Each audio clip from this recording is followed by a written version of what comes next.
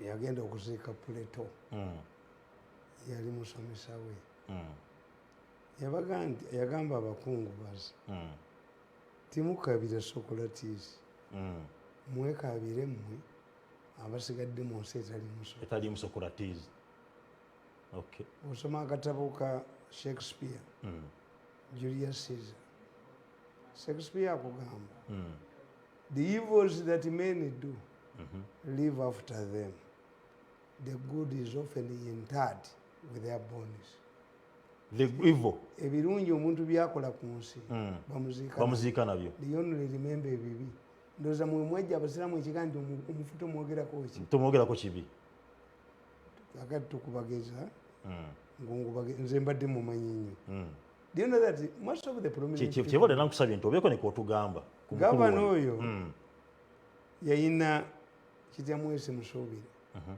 Kityamwesi Musuubire n'ava mu Bank of Uganda n'agenda mu Greenland n'aleeta musajja bamuyitaani muganda w'ono baali basatu ono yabula ne ssente byakutaaga najja omuvuka byakutaaga namuleeta mu Bank of Uganda. Byakutaaga omu yali Bank of Uganda mu Revenue Authority n'oyo byakutaaga tebanoonotumi kati byakutaaga bwagenda ne bamubuulira ti the man who can talk, who can represent Bank of Uganda bamuyita mirundi. He called me Mutebire called me and he gave me a job mu Bank of Uganda. Wali wayise ennaku 3 ampadde na appointment leeta omuntu n'agenda namugamba nti tomusobola ajja kukubira mu office mutabangufu. Did you give mirundi a job? Owedde. He will slap you. Owedde. What he did, very diplomatic. Nampita mu office mu Bank of Uganda. By the time I selected you, Bank of Uganda had also zeroed on somebody. Okay. Take a 10 million and go. And go. In good faith. Ate, nenkola ne mutowe. Mutebiri. I don't know whether he's still in State House. Okay. They come from an affluent family. Waliwo ne Mutebiri omulala. Ali mu construction. Ifo byo tumanyi Mutebiri omu yekko. Abantu abava mu family enkopi be bajooga abantu. Bwolaba mutabani we Kajiji ng'azungu yizo ga kitaawe Kajiji yayina ebintu bingi nnyo. People who grew up nabaga nti olubuto kitegeeza ti a disorder. Abantu abakulya mu abagagga bakulya mu life mu mbeere baba humble tebalina ekipya kye balaba. That family is very important. Okay. Very powerful family. But even in the army tebogerwako obayo kati brigadier bajjeno yali mu construction olaba muwandiikako no izo tuflamboyant. Okay. Buli kimwe wabwe yonna kibi kati nganze ngenda netuuka ku buffet ndi eki. But the problem in Africa, Mutebere was a vibrant chairperson, president of Makerere University, a strong UPC, a very efficient and capable secretary of treasury. Akati awe yalinyukidde. Awe yalikoze eki? Yalinyukidde. Abasiraamu mmwe mwekka. Mmwe muyina kye mugamba. Nti singa omuntu yali musajja n'akyuka n'afuuka mukazi nga bwe tulina sex change mu Europe bamuziika batya? Bamuziika n'ekyo ekitundu kyasembye okuba nakyo. Kati mu Africa we find problems to defend people like Mutebiri. Okay. Why? Kubanga there is a time omuganda akugamba ti bw'olwa ku lubimbi olinnya gy'ova. There is a time to say nga bw'olaba nti abavubuka banywa enjaga ne bakola obugundi kyonna nti balweko nnyo mu kaboozi naye Katonda yakunyula kituufu. You cannot prolong yourself. Tosobola. Teri muntu gwe baali bagabira byonna bibagamba musomayi bali paganya ebyo byagundi omu abamulwadde wa sickle cells. Tebiriyo. That's a scientific explanation. Waliwo abasawo abagamba nti nja balemezaamu. I find the problems in describing the real Mutebire. The real Mutebire. Kubanga the real Mutebire ceased to be treasured the Secretary of Treasury, Bank of Minister of Finance. The Mutebire, who has died as a governor, is not the Mutebire, the original Mutebire. Eyalieri. Okay. Wanga Africans, what you don't know. Tina the Twitter appointment of death. Appointment of death. Nga bakujja mu kifo bakututte kuziika ku jirikiti. Obogenze kufa. Kubaziika embwa. Likodi yo nefiirawa. This is why for me I decided. Having been a spokesperson of the nze nakikuliyetingawo. Ekifo ekyo. Era nonyine ensi bwe yagenda okijjayo akiwe mukwano gwe bamugamba public service ekiriyo. The man you call a madman, yakiteekawo. I went with it. Okay. Super simanyani simanyi senior president ng'obujozi bwe mbukubye. I went with my job. Okay. Nagaana okukola ekifo ekirala mu gavumenti. Eyo erikodi gye nakola ki? Gye walekawo. Gye nalekawo. Kanenzire wange private sector. Yeah. Kubanga nategeera ate kino kigenda kakati kankubuuza. If today a senior president's advisor dies, bamwogerako ki? You don't advise the president byabwerere. Lwaki nzita kiri ntwale? Otwale kinene. So, kagamba nti abantu ba Uganda balemwa okugenda we baali bajjukiridde.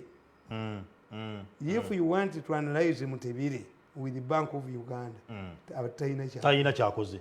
Yatolina kyogenda kwogera. Tulina kyogenda kwogera. Banks have collapsed. Yes. Onuhizira. Mwebale nnyo. N'olaba tugulira ndi banka yagwa. Naye nga gulira ndi banka Dar es Salaam e branch ekola. Yo weeri ekola. Gulira ndi banka Nairobi ng'ekola. Nga weeri ekola. Banka zonna zigudde. Why? Singa yagenda luli.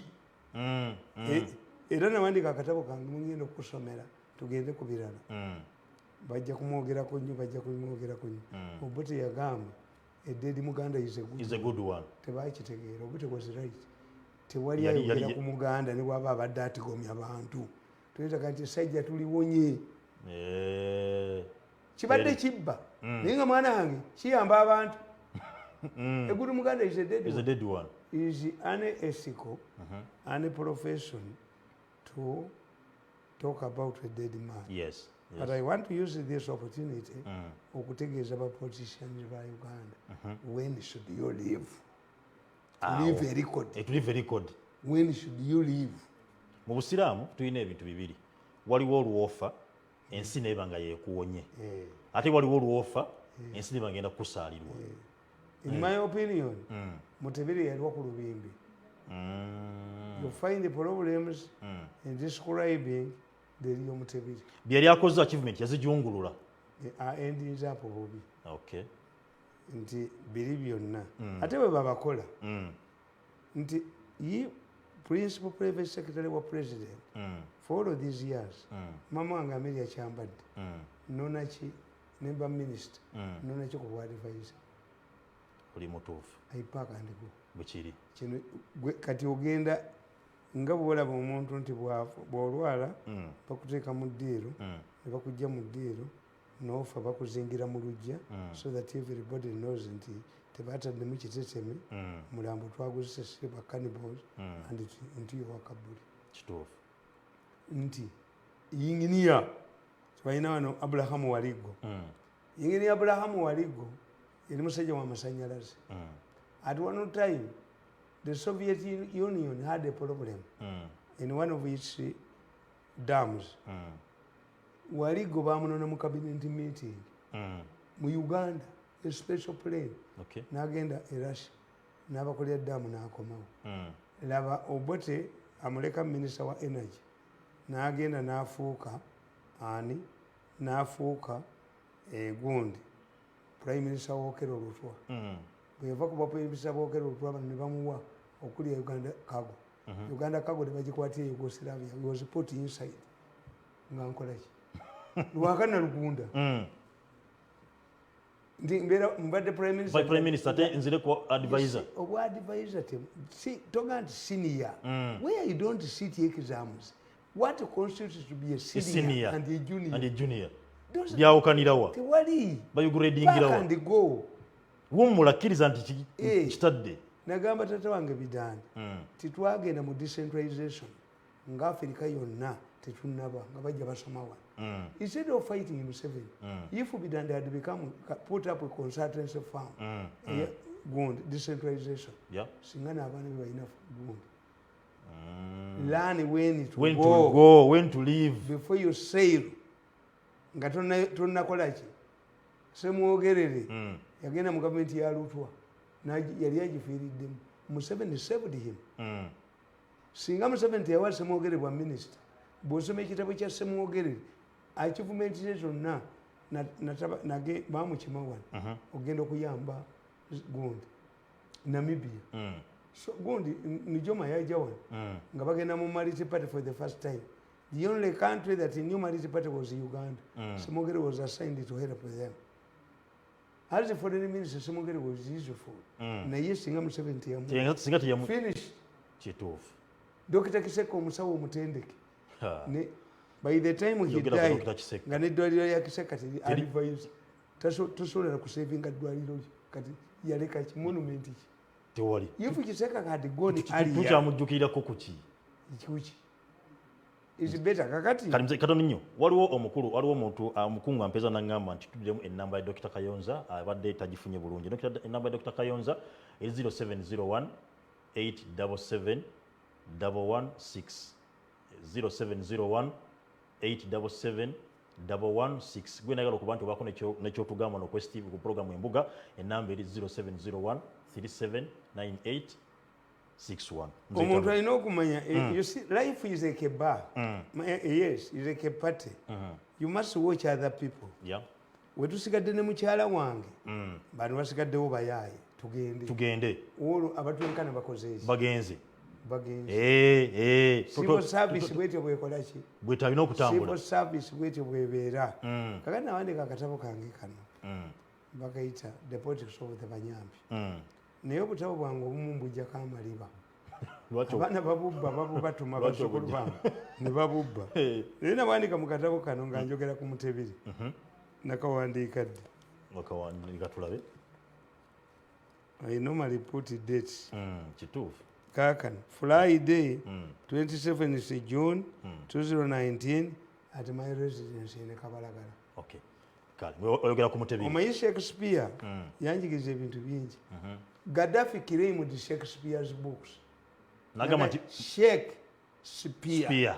Shake is an Arab word meaning it is a high omuntu agowa ekitiibwa. Yes. Nti yali Musiraamu.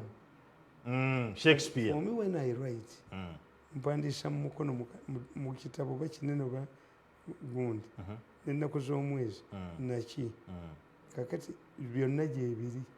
Muliko dizo. Because you ask, where did this drunkard, so-called madman, get all of this time to write? To write. Yes. Bajja bikira eminga. Okay, okay. Nabagamba, problemu ya Uganda eri bweti. I have explained elsewhere that mafias do not allow people to discuss real issues. That's a fact. Mafia ya Uganda, using their media allies, you don't discuss real issues. But diverting. Okay. Number 2, they operate like pythons and initiate attacks with the smear campaigns against their targets. Basooka ne bakolanga python. Webe n'emira ekintu. Mafia ya Uganda esooka nekuwandulira amalusu. Okay. That's a python. Okay. Number 4, they create a jirikiti. A jirikiti, this way I've been explaining. Where Baganda bury dead dogs. Some jobs are jirikiti. Some jobs of government are like a jirikiti. After grabbing money and after grabbing your influential job, they send you to a peripheral job, a jirikiti. At times they bakuyita you, never kuba job we yokubiri eyobujozi. When you obuvubuka, basempijja nti ya sente z'amawako ne bumukuba ne bumwogoloza aleme kulya ku sente zanzige. Sempijja n'agenda ngaaso ne bumuyitayo ne bumukuba jabu ey'okubiri ey'obujozi n'atuula mu mizinga. Kakati who is Sempijja? The Sempijja we saw eyatta ente z'amawako oba Sempijja ali mu mizinga? Ali mu mizinga. When you ask those things, you people, mujja kutegeera how things are done. Kati nkugamba tibwe bamala okujooga bano abaana they create a jirikiti a traditional in Buganda that a tree must be identified where dead dogs are thrown. Previously, they used to throw out Baganda, but now that the Baganda have been ejected from influential government positions, they have turned to other tribes. Batukuba ne tugwamu. Okay. Bano basigala mu Bwaka naye mbagamba nti abanyampi kabaka abeera n'abanyampi be bwakikira olinanga Ssebusasajja ne bwegoba abanyampi okyenuusa wekka mukyenuusa mwekka kasita mugoba mu gavumenti abantu musigalamu ku kyenuusa mwekka mwe mufuuka ttage ewali ssente mumulwanirawo ewali pawa mumulwanirawo ewali buli kantu abanyampi twagenda bakuba embwa yaabwe ne bagikanyuga ku jirikiti kakati nkugamba after humiliating their targets, mafias offer their victims a peripheral job in order to keep them in government after the job has been grabbed and the money grabbed. Bamala okujoka ne batwala 5 billion bakusuulako ku jirikiti n'owummuliraawo ate n'okomawo ate ne bakugjawo omusajja akugobye mu kisenge gy'obadde nga woman a wife akutute mu diro you were visitor bwakutwala ku chicken akutute ku boys quarter kati you were shamba boy bwakutwala mu kiyungu kati oli mutoyo n'ofuuka ki decide when to go, decide when to leave. Kakati nkugamba kimpandika ku Mutebiri wano kyali kimu. The situation at the Bank of Uganda and the Banyampi politics. This is the Mutebiri we are discussing now. Okay. Not the vibrant Mutebiri of the president of Makerere University. Not the vibrant Mutebiri of the treasurer, secretary to the treasurer. Mutebiri What Bank of Uganda? What Bank of Uganda? Okay. We should understand that the mafias apply what in propaganda we call inoculation. In propaganda we have a term. We call it inoculation theory. What is inoculation? Or incitative theory. Monitor the other day gave you a story about what Uganda is likely to get from Congo. Today, Monitor has given you the expenditure. Eyasomyeri yalowooza nti Monitor abawaana. Preparing you for this. Is it sustainable? Yes, it's not kubira. You have to spend. What are we likely to get in Congo? In Congo. N'abikubuulira tewali yawakanyiza n'abawalaga yadde kati abakubidde kino. Is this all sustainable? Is this sustainable? If you are intelligent, calculate the amount of money Uganda is supposed to get from Congo according to Monitor. And this and the one they are spending daily. And you see, even if you get this, nabagamba wano nembagamba nti mukula ekyo ekimeri kye kye yakoze agenda kubabba. As the pipeline goes to Tanzania, Kenya has constructed the largest oil reserve for Uganda. Ekitegeeza ekimeri kya mukula kino. Kati Kenya crude oil egenda kumujjawa. Crude oil wa Uganda egenda mujjawa. Pipeline. But Kenya constructing one of the largest wound is a container reservoirs for Uganda oil. Chechimeri chamukula. Chechigenda okutwala crude oil. Akipatiseko kabaka Mutebi. Nemuluza tuli basiru. You people, you fathers are fools. Ensi tesobola kubeera nga nti embizi yokka yeri akaana kayo ka mukolo. Nituga nti Abaganda in nationality y'abantu emiliyoni 12. All of us are fools. We are big. You can confuse a certain percentage. Kakati nkugamba nti bakola ino the theory requires that the public must be prepared for the good or bad news. Okay. What the red paper story was intended to do was to portray Governor Mutebiri a scenario. Bakuba. Red paper yakuba ndi Mutebiri a scenario. Era kati bajunior bebe bakola emirimu. Okuva kollo tebatubulya ntakyali scenario. This is the Mutebiri I'm discussing. Kine bagambye ini uli agenda. This is the Mutebiri Bank of Uganda gweta apa to refute tuyina gye tubita a refutal a rebuttal and a denial mu mawulire byanjawulo. When you say he refuted kitegeeza with evidence. A rebuttal means evidence. A denial kwekangabiriza ate mu mweso ate bamanyi babimanyi. He denied no. A denial teyina mugaso teyina kwestandi babimanyi okujja kufa abasoma menu kakati nkugamba red paper yakuba nti the man is Sinai. Negamba this however exposes their naivety that how could a crucial government institution suffer a vacuum when all of the directors and commissioners are headed by a capable people. Baga nti Bank of Uganda is governor ali mukuma Sinai. Olwo nga baagala okubawo kaseekende abaali baagala kuwamba commissioner era abamomentary nga tubalindiridde tamper with the management. If this deputy governor you don't appoint him governor mugenda kusanga obuzi awetulakwa basajja mmwe soti tamu buno obufere obwo bw'omwendo obwo anti mwagamba kakati akwana yose we shall expose you. Why? You are now caught up with your using short-term strategies. The governor is a northerner, the deputy governor. The chief justice is a northerner. The speaker is a northerner. But the northerner become governor.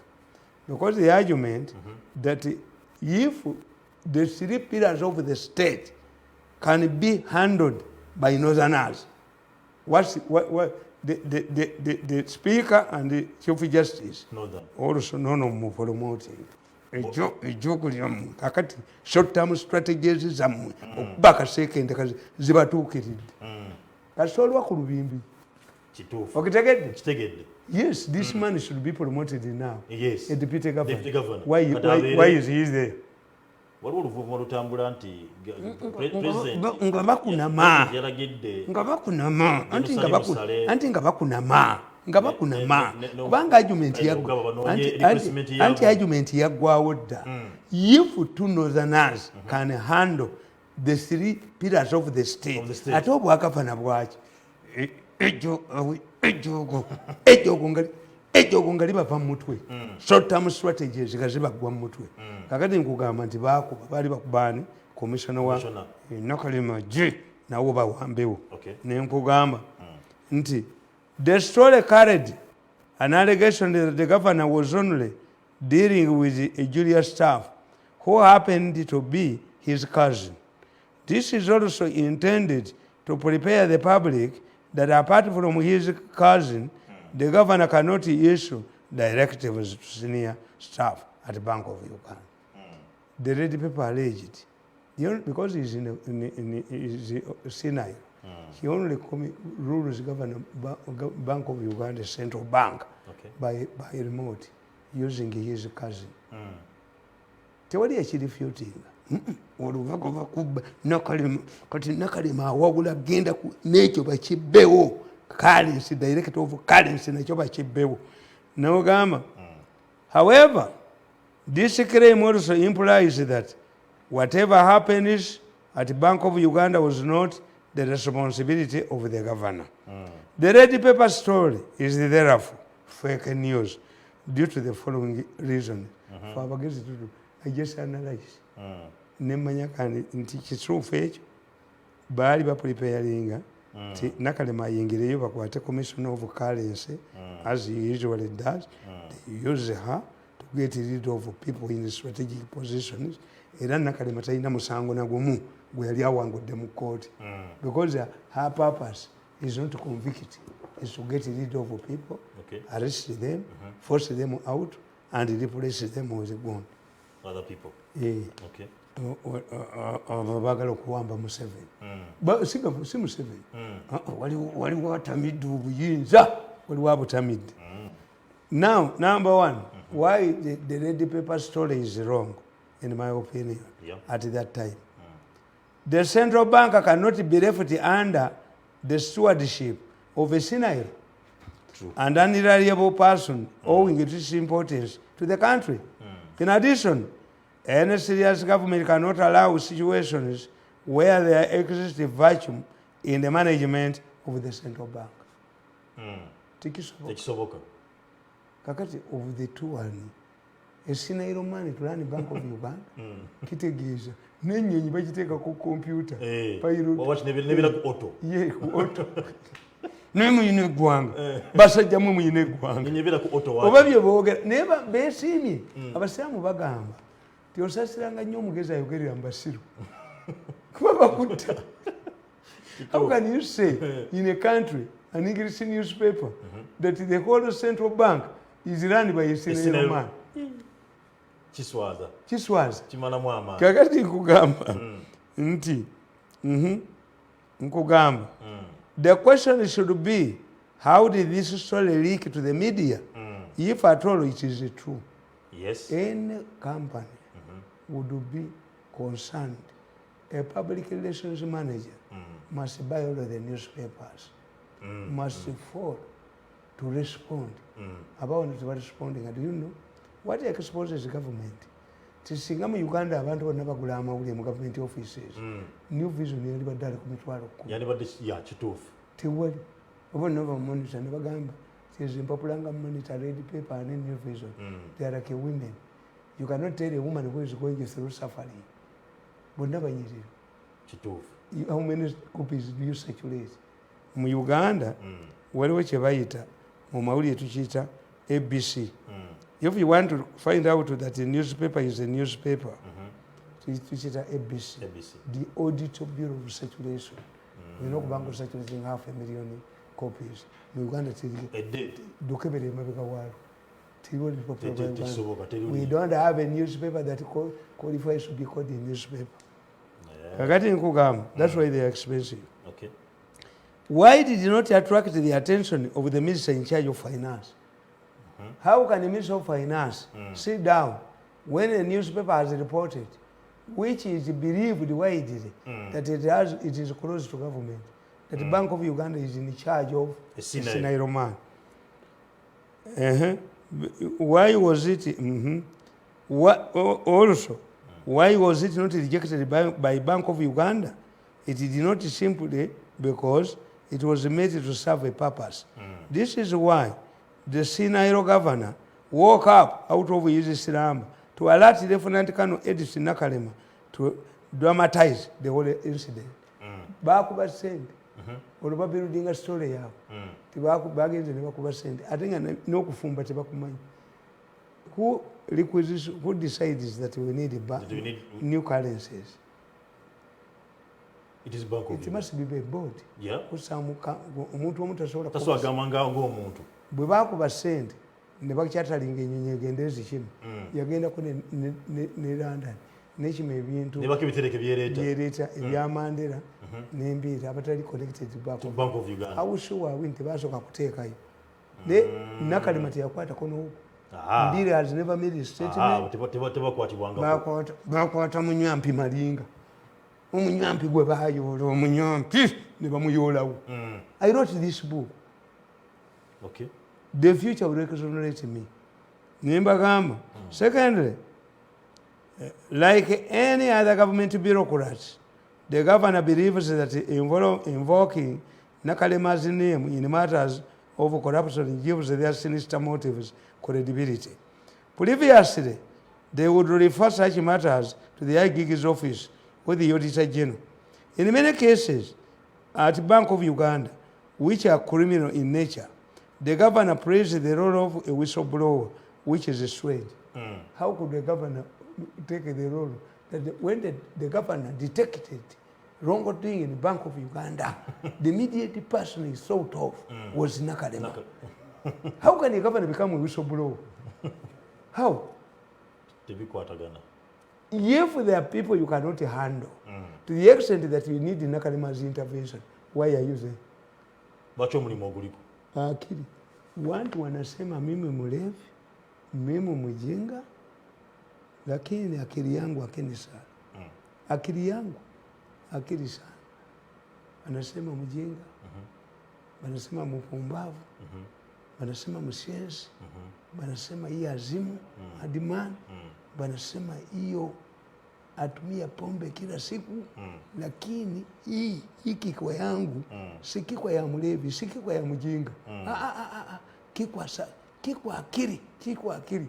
I ask a question is nti omusajja gavana atakubira agenda kalibu nekubira mutani wange ali mu bwetukola ndi owange ababbi abali ebweru abawulidde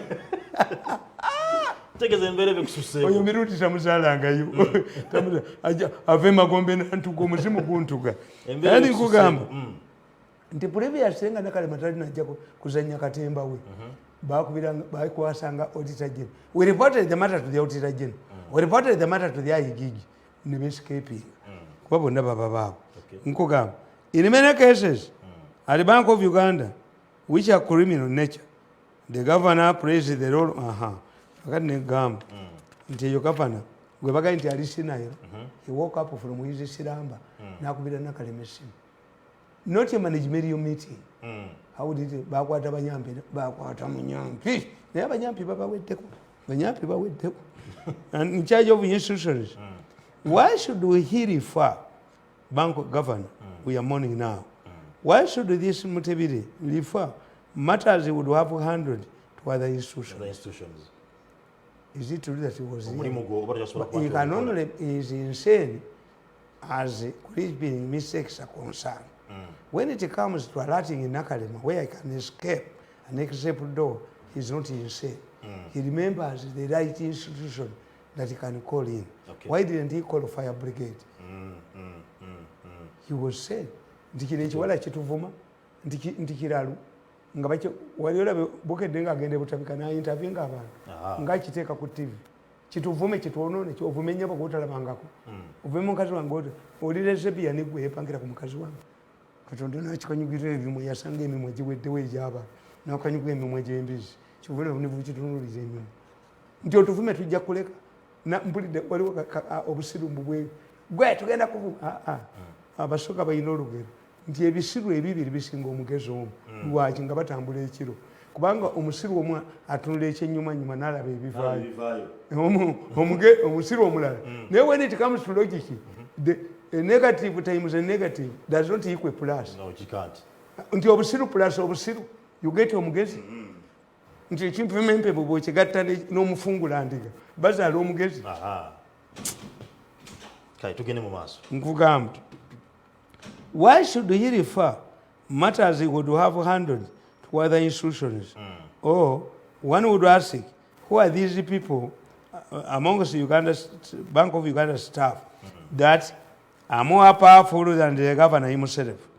Instead of trying to cover up his incompetence, Governor Mutebiri, I said, should better tender in his resignation and pave way for competent person.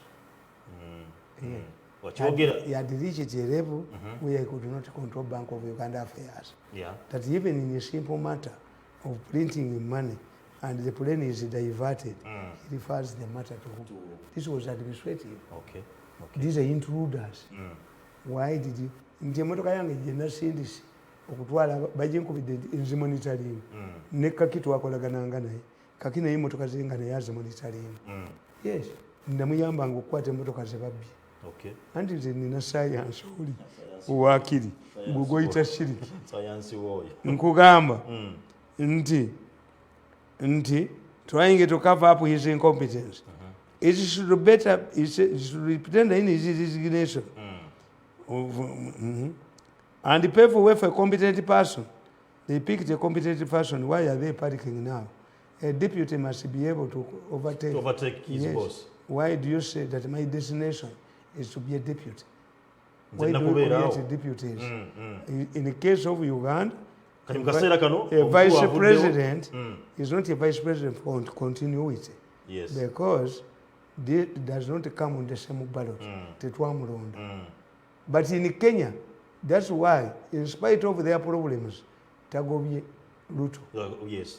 Wamutalika yagezaako goba Joyce Banda yasigalachi. You came on the same ballot. You can only be divorced by an election. And everybody fears to go for an election. Kakati president wa vice president wa Uganda talina mirimu gwonna gwe bamuwa mu constitution tebakimanyi. They hear the word. Some titles are threatening like a coffin teri ya muntu. A vice president in Uganda's case does not have a job. He is a personal assistant of the president. Why? Because they had the memories of Muwanga versus Obote. So they wanted to tame the vice president. And the person who has performed well under this constitution is second. One second arrives at the function, greets the monarchs, all the people are gathered, reads the statement and goes back. He does not add Mumusiru. Ate Musiru kibamuwa mulimu ki. The vice president in Uganda's case is a personal assistant of the president. If he's not an inflated, he's an inflated personal secretary of the president. Okay. Inflated. But you look at the constitution. Vice president bamuwa mulimu ki. Ate tebalagira president tianamuwanga omulimu, you can sit there nkulabeko. Kyogenda okukola omalanga kulaba what is entitled to before you go on strike. Yes. Kati nkugamba nti alleged plot, if there was extra money printed as alleged at the break of the story about Bank of Uganda scandal, how could the money just disappear? Nakali matalina sente zeyaleeta tezaliyo, emigugu gyali gyabambiri. Era bo tebakola na statement. You see, in Africa, a row is like a cobweb. It only traps small insects. But in Europe and America, a row is like a blind kid. It doesn't know its parents. Kakati nkugamba nti okitegedde ne bwenkomawo nti the governor am mourning. I would have liked to mourn Mutebire as a secretary to the treasury. I would have liked to mourn Mutebire, a vibrant president of Makerere University. But where he has ended, I find it becomes difficult for me to analyze. And this should teach other people. When should you depart? Yes. When should you call it a day? A day, no umura. No umura. Public service. What is here? What is similar? You go to Israel. Osanga Prime Minister wa Israel ngata for a minister. Yeah. No sanga minister nga for son. Okay. At one time, Gundi Mbabazi was the Minister of State, mu President's office. Lugunda ngata abadde Minister of Foreign Affairs. Ate President namuwa Minister of State from Foreign Affairs. Kubanga Museveni works like a Nyerere. What is important in some systems is not your title. Okay. The role. Who can play this role? Yes, who can play this role? Nyerere could remove a minister namufuula DC. If there was a crisis in your home, you can go. Yes, you can go. Like these soldiers who were removed from the barracks to help the peasants. Naye neewuunya omanyi for you nze kyembasasirako you forget it. When Salim Saleh was the Minister of State for Finance, he trained the people n'abawa ne pikipiki n'abayigiriza ne computer bakolena. Where did they disappear? Did they disappear with the motorcycles or they were eaten? waliwo cannibals abaabalya. Tova Quest TV katugenda tuwumulembe tugenda kuba tudda naye ngenda kubanga nebaza omukulu Asmani Kato okuva ali obukoto okulaba kuoli ekyala nakanyikijjo tunaye kulaba kuoli mbebaza okwo nimwe kule Quest TV wamu n'omukulu Moses wali mu Somalia Mogadishu mwennaku emuli mutugoberera mbebaza okuba n'omutama naffe ku STV wamu n'omukyala Mama Jara wali ali Bungereza nsaba mungu aberenga akusuusa nkimanyi togenda mu operation naye era kuoli oganye kola soko tutobeko oyingira operation nsaba mungu aberenga akukakkanya operation gyegendemu era oberenga ovamu successfully. Mweno omukulu Adrian wali eri okuvima wale nawe kuoli nkwebaza okuba nti otugoberera katudde Tova Quest TV.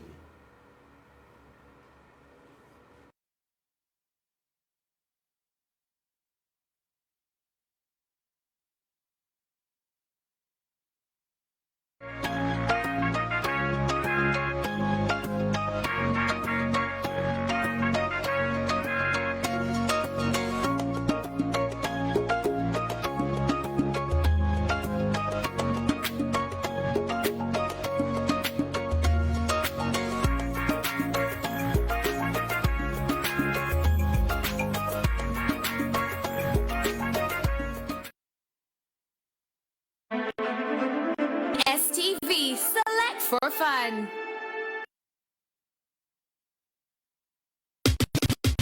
I got my peaches out in Georgia.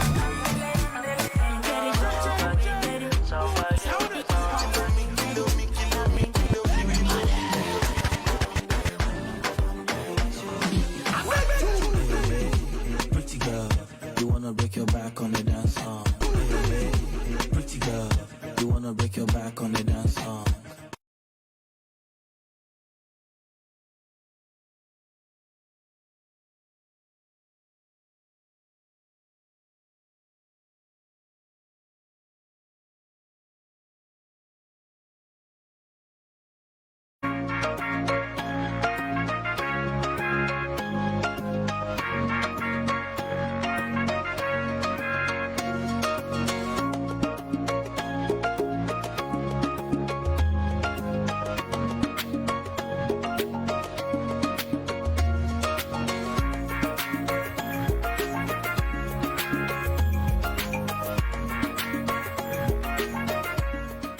Tugoberera omukulu ndabana omukulu namanya byamukama Kenneth okuva ali nali yankulaba kwoli otugoberera ogambye tugoberera nyo sharp talk ne Embuga obale kuba tugoberera ara muzitamayi bakutumiddeko muno omukulu Adrian okuva Mole naye agamba akutumiddeko era nga kusabira Mungu aberenga soloko ayongera kubanga akuwangaza ntyali wonyo kankiriho okay gobena ngo kuba ntinno otabagana bulungi onyirire oberenga omutwe gutemagana ngo ogwange nabagamba saluni jobere makindi awo weri nokubanga olaba afuna ka baby face nga kamukulu kwa muzee Tamele ogwange kugenda mu blenders beauty wali soloko kubanga bakola kono banga otemagana nyongera kubanga mbanjulira omusajja omukenkufu obusutu obulungi ne bagano gabenna abantu era abantu bambuuza banga bataliki mtu mugamba masuuti namba ngenda tumanyi namba tubasa nayo okoma kukugula ngo butu bwe namba y'obusuuti okoma kukugula ngo temukola ebirala kubanga oyinza okwamanyi okweruma oyinza okubukira kyotasobola kwambala mukemmandu weewaawo nyene kuba nyogera okuba nti nkwanjira omusajja omukenkufu era nga yavumbira eddagala eryokuba nti oyinza ddala kansa sukaali ulcer pressure ebizimba mu lubuto ndwadde zonna asthma osobola okuba nti owonera ddala n'obanga otereera ddala n'obeera nga owonedde ddala omukulu oyo abantu bangi bamwogerako tv zimwogeddeko radio zimwogedde papala zamule zimwogeddeko abantu bavudde ebitalo amangi bavudde Kenya bavudde Tanzania bavudde bundi okujja nti bajjanjabibwe ne bawonera ddala era omusajja oyo omukulu oyo asobola kuba nti akebera noba nga amunye obwadde bukuluma tagenda kuba nti agwira bugiza obere nga agamba kino ampulira omutwe gundumamu ate kino ekikuluma nedda wabula akozesa ebima ebyekikugu ebyuma ebizungu nabusobola kuba nti akebera ddala n'amanya nti obwadde bukuluma oyina sukaali oyina pressure oyina ulcers oyina cancer wa buli kika oyina asthma oyina ebizima mutu genda ng'osobola okuba nti ojjanjabi wali Kasero Buloba mailo 11 ku Mitana Road omukulu Dr. Kayonza oyakanza Herbal Research Clinic agenda kuba nti akujjanjabi obere ng'owonera ddala enamba ye eri 0701 877 116 0701 877 116 mukulu Tamale nga twogera ku nsonga y'okuba nti nno Dr. Kayonza ajjanjaba abantu era nga habo afuse habo kuba nti agenda kuba kati ekkubira okutambulira abantu bene abachina munsi yonna gondi tutita laboratory drugs are failed we are going back to our roots yes kakati kambabulira society gyozuliramu ekintu nabagamba ti muyinza okusanga family nga yabasiru nemubeeramu omwana omugezi ne bamugoba ono omwana si waawano ffe tuli basiru ffe tuli basiru ate ono omugezi afaananyani bagoba omwana omugezi mu family naye ono nga mugagga ffe obwavu obwaffe bwa family ono yavaawa ekika nekituula ekika nekimugo you must understand kakati ffe mu society zaffe everything was discovered for the Kabaka. The Kabaka had to own you. Nti omuganda bw'aba yeso omweso n'atema omweso ng'alagira Ssekabaka chwa abaddewo. Omuganda agobye enjobe ye n'agigoba amaggwa ne gagenda olugifumita effumu mwanga. Nga gw'otobye everything must be attributed to the king. Ffe boyita abashiriki tukuga Ddungu ayizze kuba Ddungu ye muyizzi bakabaka mushiriki balyaba akatonda Ddungu ya bwikale yasigala omu mukasa w'ennyanja n'ekiwanuka omulalo waladdu ow'enkuba atonyese be bakabaka beeyo. yes kakati you attribute attribute mu Europe it became a competition ti omusajja yazuula volume ti bw'obeera mu baafu ennene n'ogyebakamu amazzi agavaamu genkana omubiri gwo yadduka bwereere okulipootinga ku ggombolola anything discovered had to be reported. Kyobala tukugamba nti eyazuula emmindi tumumanyi eyazuula olubugo tumumanyi bona mubamanyi and you cannot know them. Why? Everything was taken over by the kabaka. Nature Sabataka tekyali kya kabaka. Sabataka was the head of the bataka. Omunene sekoko segwanga abaganda se kitegeeza the powerful. Kakati Sabataka yali Mutesa wanu ye yabba obwa Sabataka. N'abalongo kabaka talina balongo aba Saabalongo. Byonna birina kuba bibye Saabasajja ye Saabalongo ye yakifuna dda. Kakati society bwe mugizimba bwe mutyo the Europeans batuukanga ku level nabawa ekyokulabirako ne mbagamba omusajja baali bamuyita Makoni was Italian. Makoni n'azuula wireless nti eddoboozi litandika okutambulira mu waya n'agenda ekyanjula ewa kabaka wa Italy. Kabaka wa Italy ompita mwana muto kakati okuwogana nono n'awogana nkirina mungi nkifuna mungi. Makoni moved to London demonstrated it ne bagati tukirabye mu nnyo magezi naye kiyinza okukola ku mmeeri zaffe. This is where the British stopped. Makeri went to America. Makoni the Americans because their level of development bakola ki bakijjamu radio. The rise of radio in America. Yes. It buli lwozuula ekintu it depends okizuuliddewa yes era mu baani. Yes. Meniriki owa Ethiopia yagenda mu America n'asangayo akatebe kebakola ki kebawanikirako abantu. He was inspired, impressed, n'akagula, forgetting that in Ethiopia there was no power. Yagula akatebe an electronic chair yakagula mu America n'akatwala mu Ethiopia where there was no electricity. What did he do to use for it? Yakafuula Namulondo n'abeera ng'atula okukolamu nga bwe mwambala swimusumu ne mugenda ne baga nti omwana asabudde kubanga temumanyi. Kakati level ya development yekutegeeza kyokola kyo. This morning omwana omulenzi azze ewange n'angamba I'm capable of developing a bulletproof vest. Muna-Uganda? Yes. My concern is if I surrender this man to these people kuba nali muwadde ab'amagye what if banamubuuza iyo technology wagijjawa? Why did you of all the things lwaki era bulletproof? This is my now dilemma. Uganda yaffe era biba si byangu in other countries okuddako baali badde bamutute dda ne bagamba wano abaganda bayiga okukola emmundu naye nga buli agikola bamukwatirawo. Nti yes filtration of technology ti nuclear gundi ani Soviet Union bwe yagwa kati amawanga gonna Pakistan yanayina baali tebasobola kusasula ba scientists ne badduka. We can guard against this. Nti kakati when you talk about Habo nti omusajja azudde eddagala lya kansa. Omanye ekiri mu Cancer Institute kifumba mutuku. Yes. Kakati obwongo bw'omuddugavu tayiiya on how to benefit from kino. Mzee Tamele kimanyi balina ekintu kibatteeka mu bwongo waliwo endwadde ezitawona. No bakimanyi. If this man does not cure cancer baali mulese ne bamuwa abantu kiŋŋaana namba temugendayo namba ti agent w'abantu ye yani atesting ebibye ebya ayina gundi simanyi safi organic namba ti bwani oditawo ebibyo bitwala wani omukulu Senfuka ali mu kukaaba. I know Senfuka. I've talked to him several times. Eyasooka okukola cancer dagala bamuyitanga Kiwalabi and the president was taken on his tour in America. Okay. Tiwe musajja tumukebedde. Jali. When these people came here, baba kuweka mugundi tebamulaba. Why? An African yalinga muvubi. No muvubi African. Omulambo bwe kugwa mu nnyanja. Abavubi teboogera gye guli. Bagukwatira ko. Bakwatako ebyennyanja. Yes. Era Abaganda kwe kubasalira amagezi. Ti omulambo bwe guba gubulidde mu nnyanja.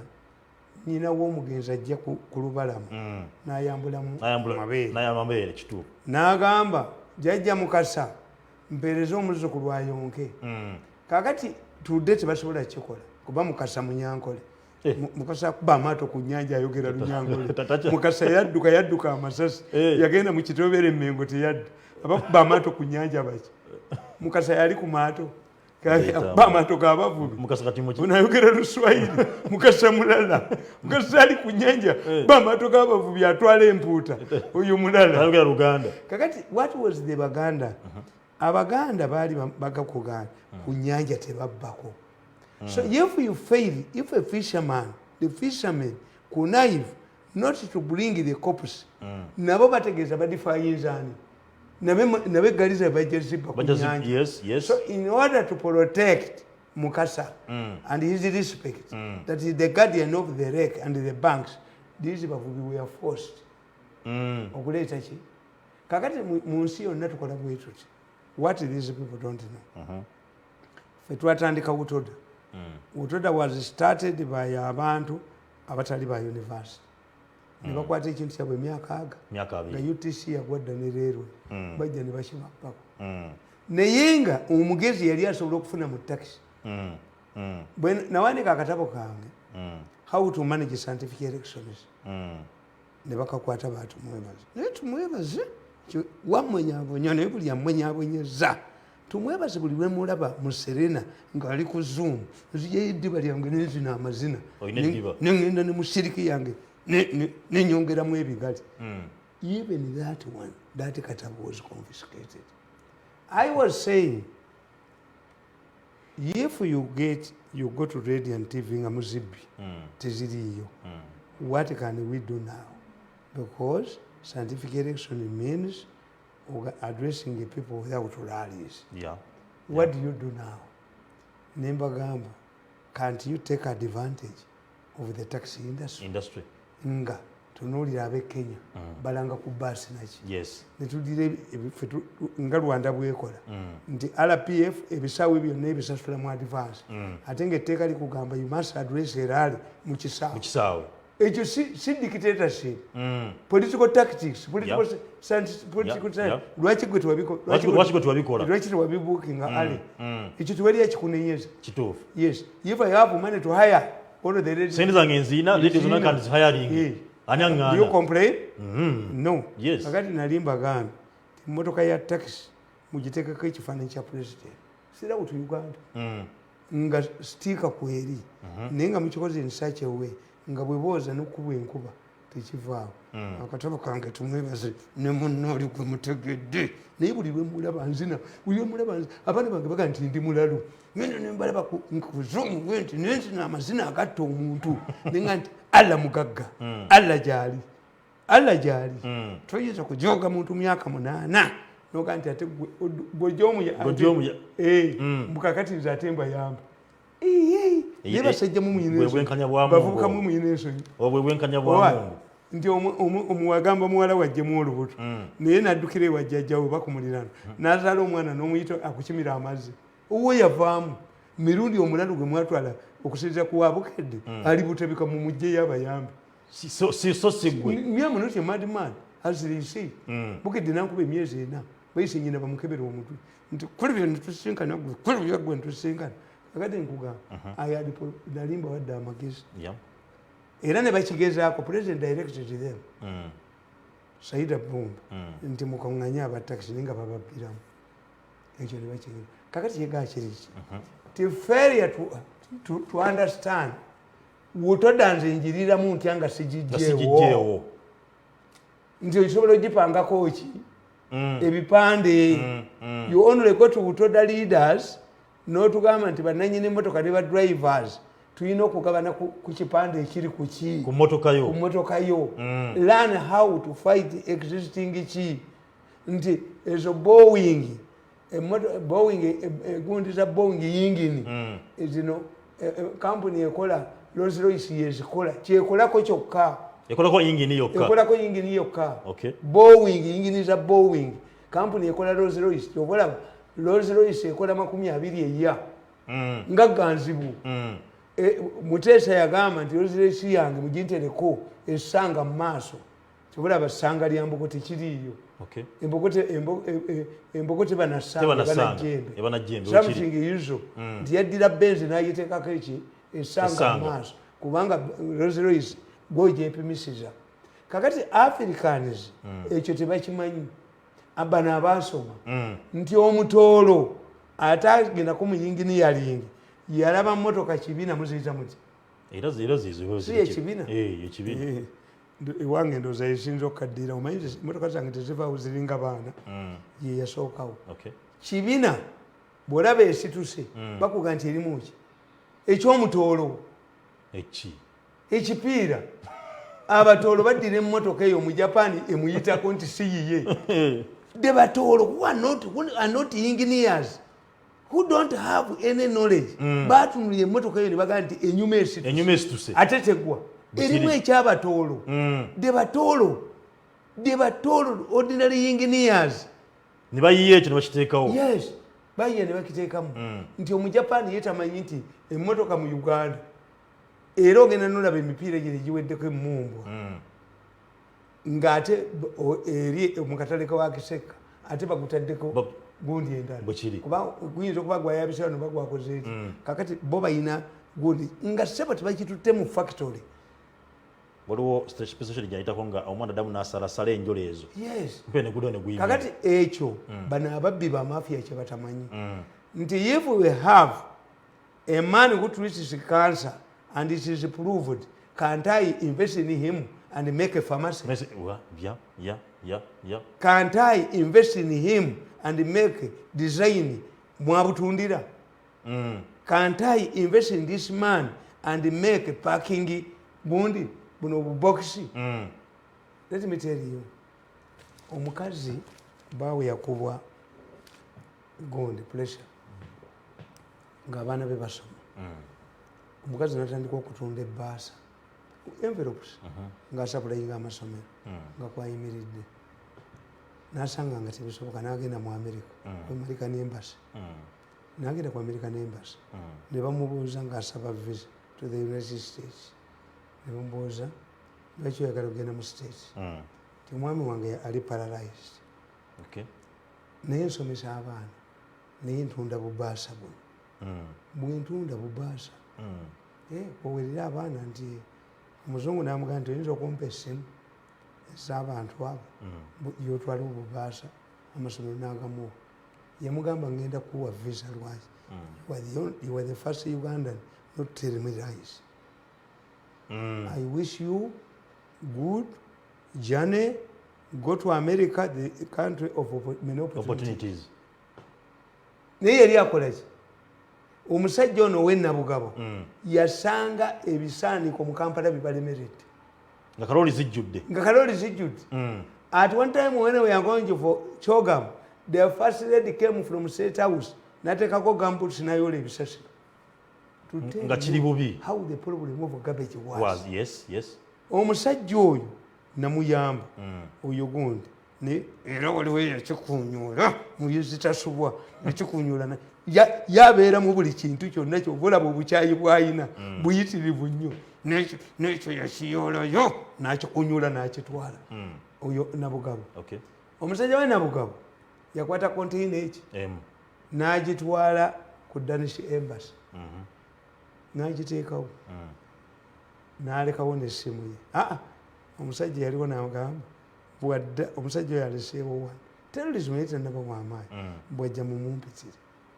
Omusajja n'amuyita mu Embassy munda n'amugamba wasoma kukomawo.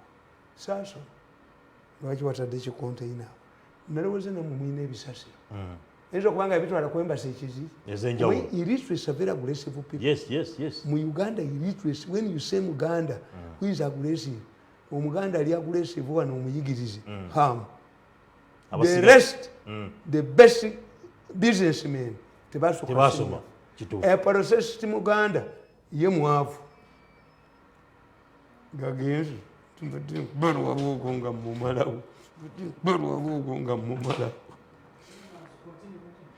weewaawo tunasonya akaisimu akatono nnyo naye nga tuwadde tulina kituleezaamu kati owulira nkugambye nti omusajja oyo baamuwa egurant aleete ebimotoka ebinyiga 40 ayihelp ne state house ng'ayoolayo tebaamuwa ssente mu state house looza lwe yali azimubbako naye I helped this man najja ebimotoka bye 20 byajjako 5 ndozo ba 6 kasita byatuuka ne batandika okulwanyisa noono omuvumba bizino yempulira kamenje naye nayingiramu nakiyingiramu kaakati Sebagala yali meya nawandika ebbaluwa ti ono omusajja tetumumanyi abasajja abazungu naye Sebagala tebazimuwa the only stop to the grant nayingizaako ebyo yowa nabugabo baali bamugambye abachina ashuwa leeta ebbaluwa mu state council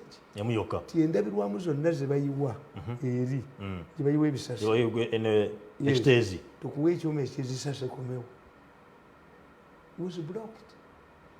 What am I saying?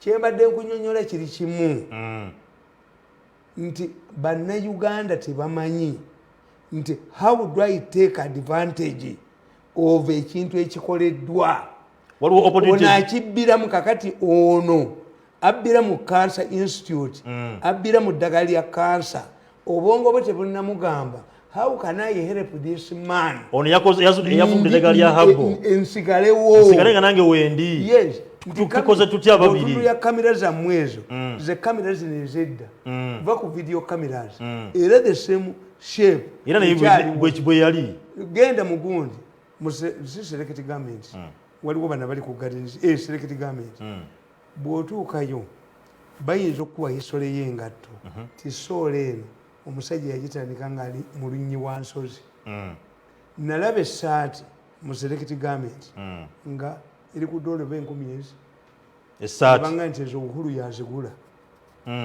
naye epeesa lyayo likolebwa abantu 6 just epeesa limu yokka era bwe livudde ku saati eyo olirindira emyezi egyo emyezi 3 yes oyinza okusanga ekintu oba ssaawa mu Switzerland nga bano bateekako kino bano bateekako kino bano bateekako kino naye okuba temulina research baddira wano mwagowa ne badda akadanasana pulezidenti namufulya abawala 10,000 ne batandika obbalwanira tebali mu trade union ne bagaa nti abantu tuyinza bayisa kiti naye ekyakananasani kyatababuulira ekyalemesa factory erina grant erina buli kimu kyonna bamugulidde ebyala ne bakoze babulookinga sewage toyinza kubeera nabawala 10,000 yanga girls nga pads zibulookinga system the pads block the system I'm telling you too you go to India where textile textiles ziri mu maka bakazi abako mukono akagere bebazirimu because they are mindful kakati wano ono owa cancer institute ne supplier w'eddagala lya cancer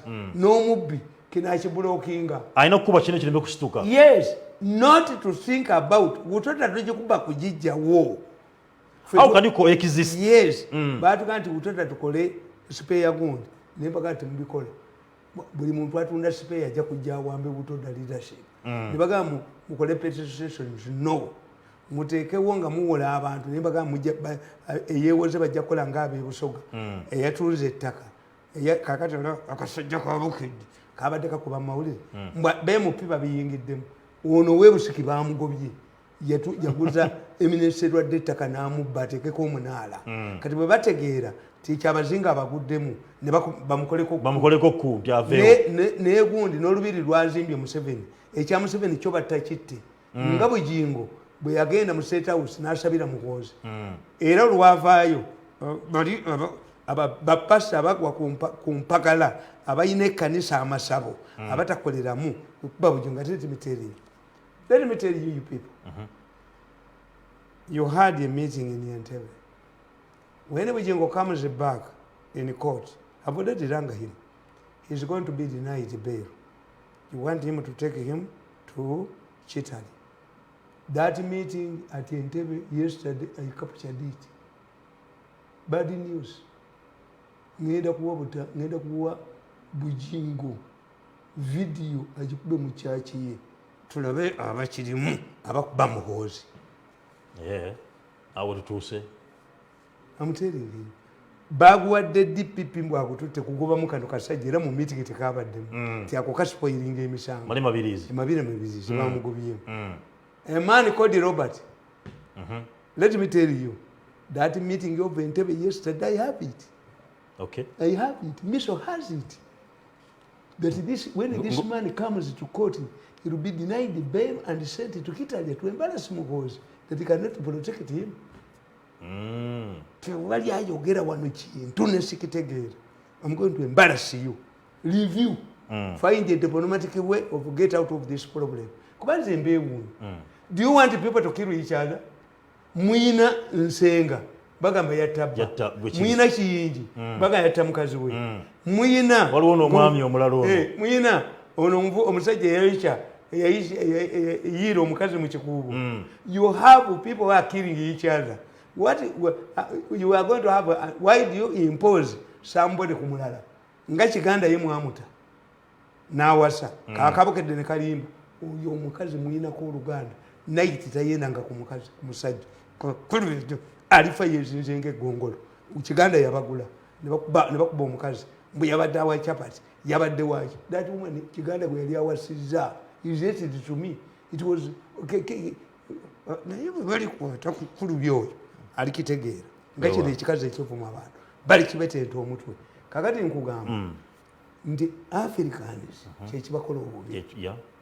Ti the Kenyans bwe bategedde nti pipeline eyiseewa ise Tanzania bazimbye the largest reservoir, oil reservoir in Mombasa. Why mukola ne bamuwa sente akole tank nti mulaba nabo kululu ejja kukola ki agende waabo tebakivuddeemu buvi batadde alternative. Yes, Kenya yali tekubanga ku combat. The moment they started killing people towards in Kisumayo bagamba operation Lindanchi. The Kenyans went to fight in Somalia. They have paid a heavy price. Never na Kenya tebalingamu. Nti nawandika bino ebyobusiru. Kenya bamagye Lusamba. Obusajja bwabeefundikira. Ne bukola land mines. Kakati land mines nga tebasubira reinforcement. Ne bakuba Lusamba.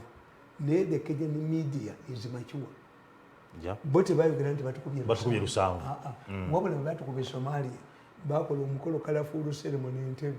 Ne yabakubye ategeere nti yabakubye kuvaga kale okujja ebikyawano sente without considering mwe aisahabu ebakubye e Somalia mukoze eki mukoze omukolo ekkolero mu savings emirambo. Are you not confirming nti batukubye okimanyi nti bwe bakutta nga bakubye amasasi ne bakutta bali bakubawo essimu nga tebanasasula nti waliwo emiranga kakati mwe you confirm kituufu batukubye. Oli omusajja eyali aduumira amagye ga Kenya baali bamuyita General Mwasesi bamubuuza nti twafiiriddwa casualties Kenya ne casualties n'abagamba nti the bomb that was used to blast our camp is 3 times than that was used to blast Ufundi House. Kakati Ufundi House yafiiramu abantu 10 ng'olina okukwata obwongo okubisemu emirundi eki. Kenya tewaliyo nti babulya next of kin. Ne wano Uganda nga bagikubyemu olaba abagula kofi kituufu bangi olaba abaziisa abagenzi akagenderako okulya sente. Kakati n'omulabe nati agerera abakoze jakubye. Let me give you 2 things. Naye sensisi yangu kitegedde bulungi ti failure to realize nti discovery nina kyenjiryako. How can you coexist? Omusajja yajja wano emulago omusawo mu Germany n'atunulya abajaasi baffe nga bakubiddwa amagulu n'agenda emulago n'atandika okukola amagulu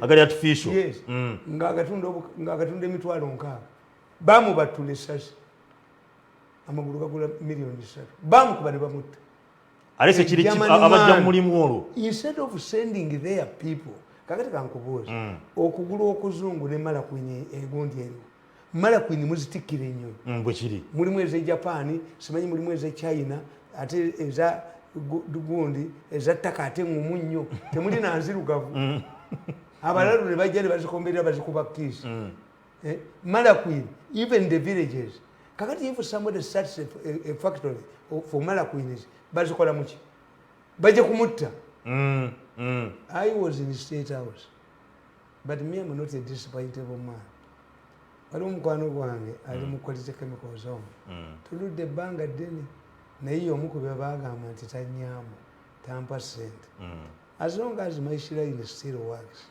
I don't we wanna ne shiraini tajja kunjogako temuli nfukamizaako nti nja kwavuwala nzije mbeegayiri kakati nkugamba nti omusajja wa Sipula an Indian kuba ne India naye yagala nnyo amawanga akakumu ne balesu India has disappointed us on one thing ti abaana baffe 14,000 be bajja wano ostensibly to work in the Arab countries babattirayo babasubjectinga nga ku prostitution ne bamala okuggwamu ne babasalendalinga osolota houses ne babajjamu organs.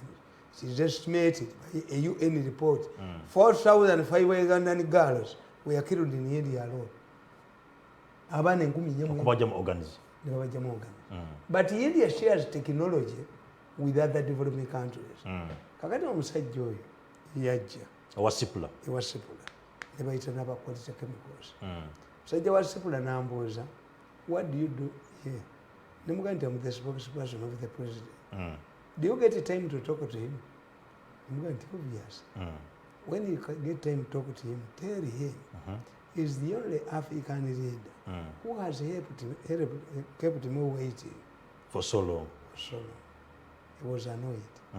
The president we Sipula quality chemicals yajiga. Why? Waliwo abasajja babiri nga boogera mu Lunyankole nti eno factory ya Bukenya tetugikkiriza kozi omu ku basajja badirekita bakoleza chemical era afulayinga nnyo mu gavumenti omu maama we Munyankole Olunyankole yali aluguli president bwe yajja ne bamugamba nti weggala nti ya paundi miliyoni 28 nazo zaali nnyingi naga sisobola I went to them quietly nembaga musaba appointment mwe mumusabe ekintu kimu will government buy your drugs naye quality chemicals bagirwanyisa the only factory in East and Central Africa that produces eddagala eryaliveetinga ku sirimu ARVs era bweva wano bagikolaki bagitwala bo baagala kuleeta byebweru kebafunira enjawulo si factory eno nti how do I nti nalabayo omusajja omu nagenda naye naŋŋamba nga yabuuza kiki kyenyiza okulima ne mukikozesa abasajja abo bakwalite chemicals balina elements gye baali baagala bakole ki bagiteeke mu ddagala lyabwe oba nga ya kanso oba yaki oyo Magi Kigozi yali nga yakulya investment authority ettaka president lyabawadde okulimirako elementi eyo yali wabafere. Are you sure? Yali wabafere oyo Magi Kigozi. Some people, me I don't respect many people in this country. Nabeera nnyo mu State House nimbalaba bwe babavuluga aboogera ebyobusiru. I don't respect many people.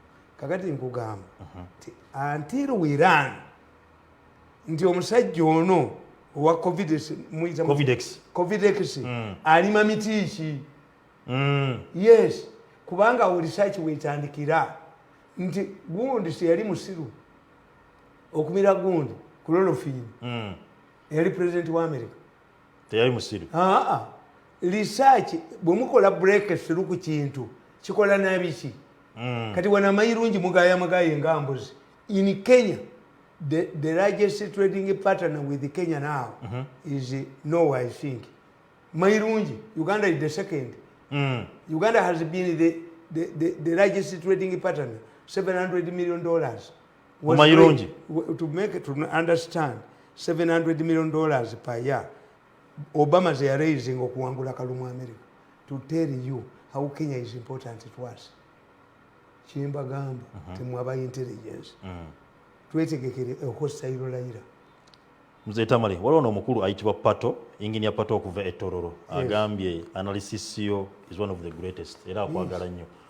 When you analyze things, analyzing ebintu, you analyze ebintu ddala nga mutuufu. Nti kakati katubuuze, mukimanyi nti bakkiriza abantu abamu ne balima enjaga. Officially waliwo bagirima. Era bagenda mu mirisho yaki. Kubanga enjaga bagikebera ne tobacco. Tobacco is more dangerous than enjaga. Enjaga ekibi kyayo nti eyina ebika. Cannabis, opium, waliwo marijuana, waliwo abekuba muki. In fact, I hear, nze nabagamba nti contrary to what you people believe, ndisinywa kunja kambula mu bwange.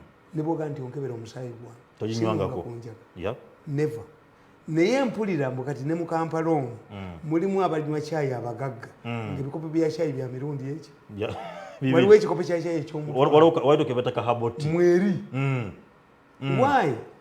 Enjaga ye caliform. Caliform was developed by British doctors. Queen yazalira mu ward nga gundi nga abakazi bamulyanga akaba bannansi. Ne bamudevelopingira Caliform azalenga nga tawulira. Aleme kuswala. Era abasawo kye bavaako nti omusawo surgeon tatunga kiwundu. Era nakyo kyava ku king wa Bungereza. A surgeon yamuoperating n'agenda. Ne bamubuuza, tomutunze surgeon. What's the role of a nurse? A nurse. Nze surgeon bwe naatunga ate nurse anaakola ki? This was the opening for nurses. Okay. But they don't get time. Kakati enjaga has been accepted. Certain companies mu Uganda zirime. Yeah, true. There is a man who came to me. Eggwanga lino lyali kulaakulanye nnyo singa teririna babbi. Omusajja ali mu Northern Uganda alima chai. Has farms in Northern Uganda on which is no initiative. Naye bwakubuulira chai emirimu gyakola namubuuza nti nze nga sinywa majaani naga nti mu bbiya tomunyweramu. Amajaani bwagakubulya gakola ebintu bingi. Naye has written 1,000 letters to meet Museveni. Bamulemesa. Buli lwolaba alemeddwa okulaba Museveni ate kati kiri okeke. Naye waliwo abaddewo mu State House omwo ng'ogenda okulaba president alina woteeri ye ku kizinga omala kusulamu dola $10,000 n'olaba president. Olina kumugula $10,000. Museveni is sold. Is sold. The president of the country. This is why. Do you believe ate amaze omugula ate naye n'amutunda? Kuba si agenda okukola. Obasanga balina ebbaluwa za Museveni. Kituufu. Obasanga balina ebbaluwa za Museveni. Recent a man flew from London n'ajja n'aŋŋamba nti nze njagala mata. Tulina empeke ze tukola mu mata tuzizuddemu nga zirimu elementi. Amata gaawa. Kaamula liwaawano ne Ethiopia gwe bakolamu tear gas. How can such a country endowed with these natural resources be poor? N'omwana omuto baby gw'otanazaala naye aliko emiliyoni namba. How? Nenga tulina resources ez'enjawulo. President ajja kuva mu bukulembeze naye aliyewunya progress gye litutte kubanga ye bamusabotage. House kalo wafuga amaka. House kalo kubanga anti yabateekamu omunnyo. Ateeko omunnyo mu nvu omwami nezimulema okulya. N'alidde emmere n'agikonya. N'omu okugolola essaati n'agyokya. Kakati the man ends up hating the woman. Kakati if the house girl that has been sabotaging kuba Museveni alina subterfuge mu government ye. Is subterfuge. Hata sobola jijjamu. Okay. No. Waliwo kasita kiba ng'omuntu atadde subterfuge mu government yo tosobola mukolako. Kakati temiteeriyo. Singa mufuna masheke n'agamba nti muli embizi ruling never magerese bulamu kyayogedde kya buzibu asigala mu muzikiti asigala tasobola kusigalawo. Kakati if you have an attorney general Kafuzi and the chief whip who said that we can change article 1 netulondera mu parliament abantu Museveni nagatekiriye basigalirawo. Gentlemen, why don't you respect your ugly heads and Kafunzi? Why don't you resign? When will you resign? When will people how can people respect you now? Nga walabye omwezi ogutaliyo. even in villages mulimu abika bwobika atafudde toddayo kubika nero sogivaako kafuuzi noono kifu mutuyambe bannange neddako mukatukoleze mwawe mudde eyabakozeseza yabadde mulala nze amwerisikiteeka nabagayiriza nti Museveni sakyogerawa Museveni tasobola kwejjako bintu bye ali mu kino ayagala kugirawo ddala ligase ya Museveni onene ekintu kyewayogera ekirala nakirabyeko wagamba wano nti singa president ayagala okuba nti asolovinga rango zeziri wakati wa Rwanda ne Uganda tasindika bakulu asindika ejja n'omuhoozi Kainerugaba era yagenzeeyo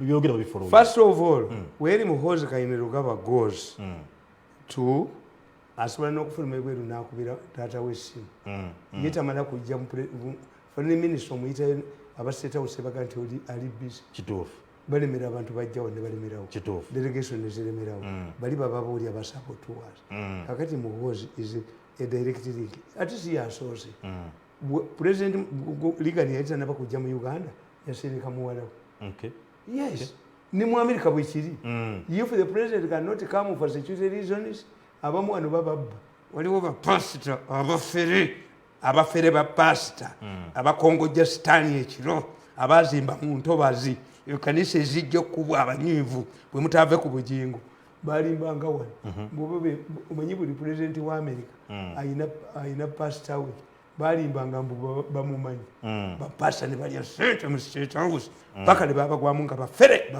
bafere kanzu bafere suuti bafere ganduula waliwo bapasita abafere ganduula abafere suuti abafere saati abatya bugingo abafere ganduula waliwo bapasita abafere ganduula abafere suuti abafere kanzu abafere saati abafere empale abafere engatto nga ye byonna byayina bya kifere n'enjiri ya devo yennyini balimbanga wano nti oli bamumanyi ekyokubiri nti when this President Kagame nabaga nti sovereignty nembagamba okujjako a man collected me a man told me that Wakoya was not Minister of Health that Wakoya was Minister of Finance but what I explained was simple nti Britain believed that by sending General Blair here who was once Amini's commander we are helping the man Amini we are going to put Amini ended up humiliating him. The moment he saw General Blair, he remembered his days. Chitofu. Nti Bansindiki yali commander. Let me show you. Chitofu. Nti amuchi. Nti ni wama. I'm a president now. Gwe. Singo tunulio muntu nga gwe. Wabeera ewa nga yakulira wammwe nga habusigala. N'omusange w'omugagga kyafumbidde. Omuyita mwennyinaze. Bwekiri. Omuyita mwennyoko. Bwekiri. Tomugamba nti ewaayo.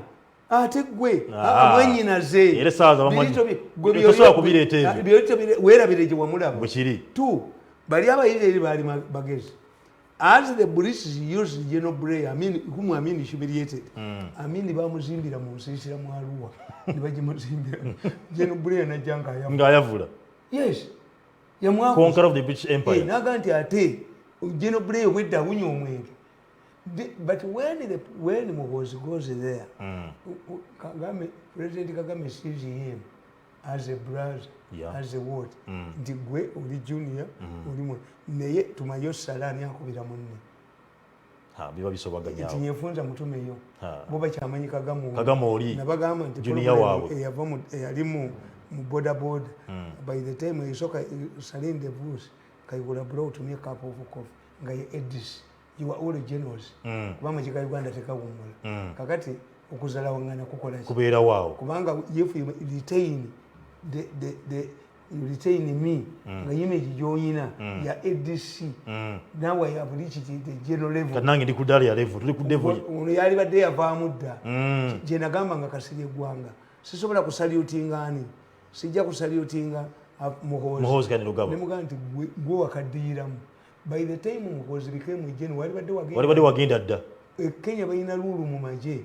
The moment you remain at one rank for 3 years, you pack and go. Kale, nze tamali. Final jegam. If you send there, Okero Oryem. The moment Okero Oryem, His Excellency President Kagame sees Okero Oryem. What does he close his mind? Are you the son of the Okero we fought? In Ruwero? Omanyi mwe omuntu atasoma political science na logic nga tali cultured abaganda bakola nnyo mu state house. Why?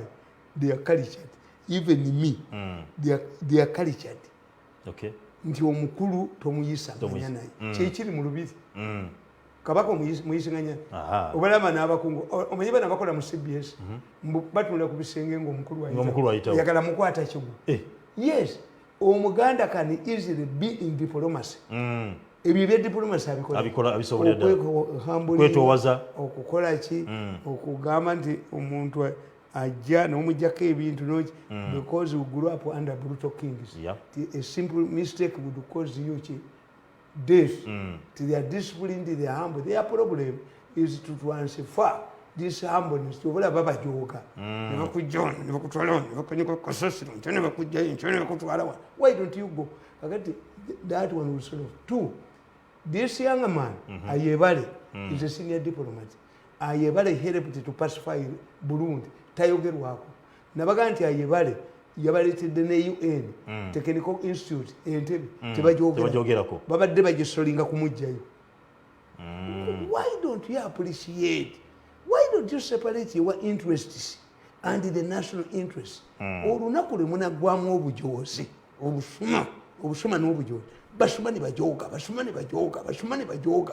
olunaku lwe munagwamu obusuma n'obujozi ne mutegeera nti ssente si zammwe mwekka. Buli muntu yajja naffe twajja ku luzzi kunywa mazzi ente etomera ginnewa yezikana okunywa gye bakuba ne bagijjawo naye mwana mulowooza nti abala bajja baslave and master tujja kubeerawo nga yakolera waffe tujja muyitayo after suffocating me for 8 years somebody gets the guts the audacity. Omanyi bwe yagambye if I'm wrong he is also wrong. Why? I made a mistake, he also made a mistake. We wanted to give him money to go home. Did you bring me to Kampala? Do you know the number, the registration number of the bus that brought me? Omulabo bujozi bwe. Nti bwe bampa sente zirewo. Oddewaka. Kubanga I have communication skills. Ezange bazitwala ndi ku standby generator. Nebo leta billion mika. I cannot touch your money. The only money I can touch in Uganda is Museveni nazo. Lwaki gwe ate omuvuka muzibu tamanyi gundi omanyi bw'obaira aloga nti misiri nsi lwaki bwe wakwata sente n'ozitwala Museveni ze yampanda ye Museveni yategeera nti kati ono wakuba kubanga kati mirundi ategedde yabyese kamubamu batule ye teyakitegeera nti bwe wazikwata tewaali ndala Museveni bulijjo temumubbako sente n'aleeta endala lwaki ku luno teyaleeta ndala teyakitegeera logically nti nze baali bamaze bwongo bwange baali bamaze okumbula nze nkuwadde naye azibbye yani katuusa ne zivayo Mzee Tamele paka lwanaziwandula tugende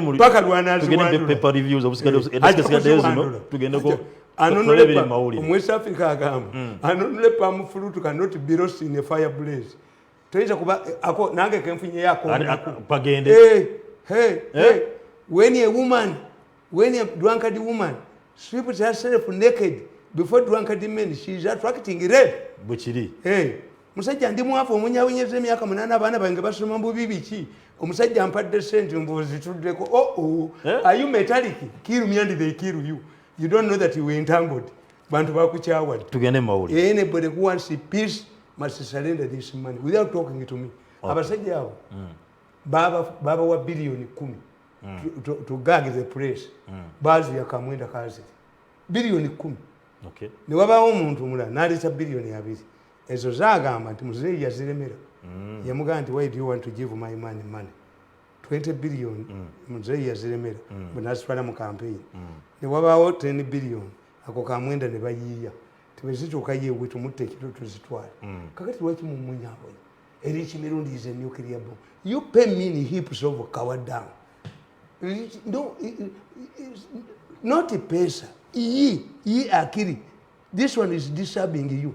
Whether poor abatambi bwe bayimbi baba zaaluma bigero omwoyo gutegeera zaluma bigere omwoyo gutegeera omusajja alumiddwa envunza nga mugezi asigala mugezi yes ate envunza nazo siriki ezireeta siriki akuleetera envunza noyononeka zikulumanamu ne ku lulimi amutere oba nekino ekiwala kirina siriki kiriwo kino ekivuma abantu omanyi tulina lubaale bamuyita kaseegu omuntu oyo awemula ennyo mu bakazi aba ayenda nnyo naye ate kino tekirina basajja tekiri attractive kirabika kirina kaseegu kyaggwanga ki lubaale oyo bamuyita kaseegu awemula nnyo ekikazi ekiwemula kiba kirina lubaale bamuyita kaseegu kaseegu yawemula baje bakiyambe bamaama fiina kirabika kirina kaseegu kale tuwe just headlines eziri mu mpapula ezo just headlines dakika tulina 10 zokka tusiibule andi nkugambye nti UPC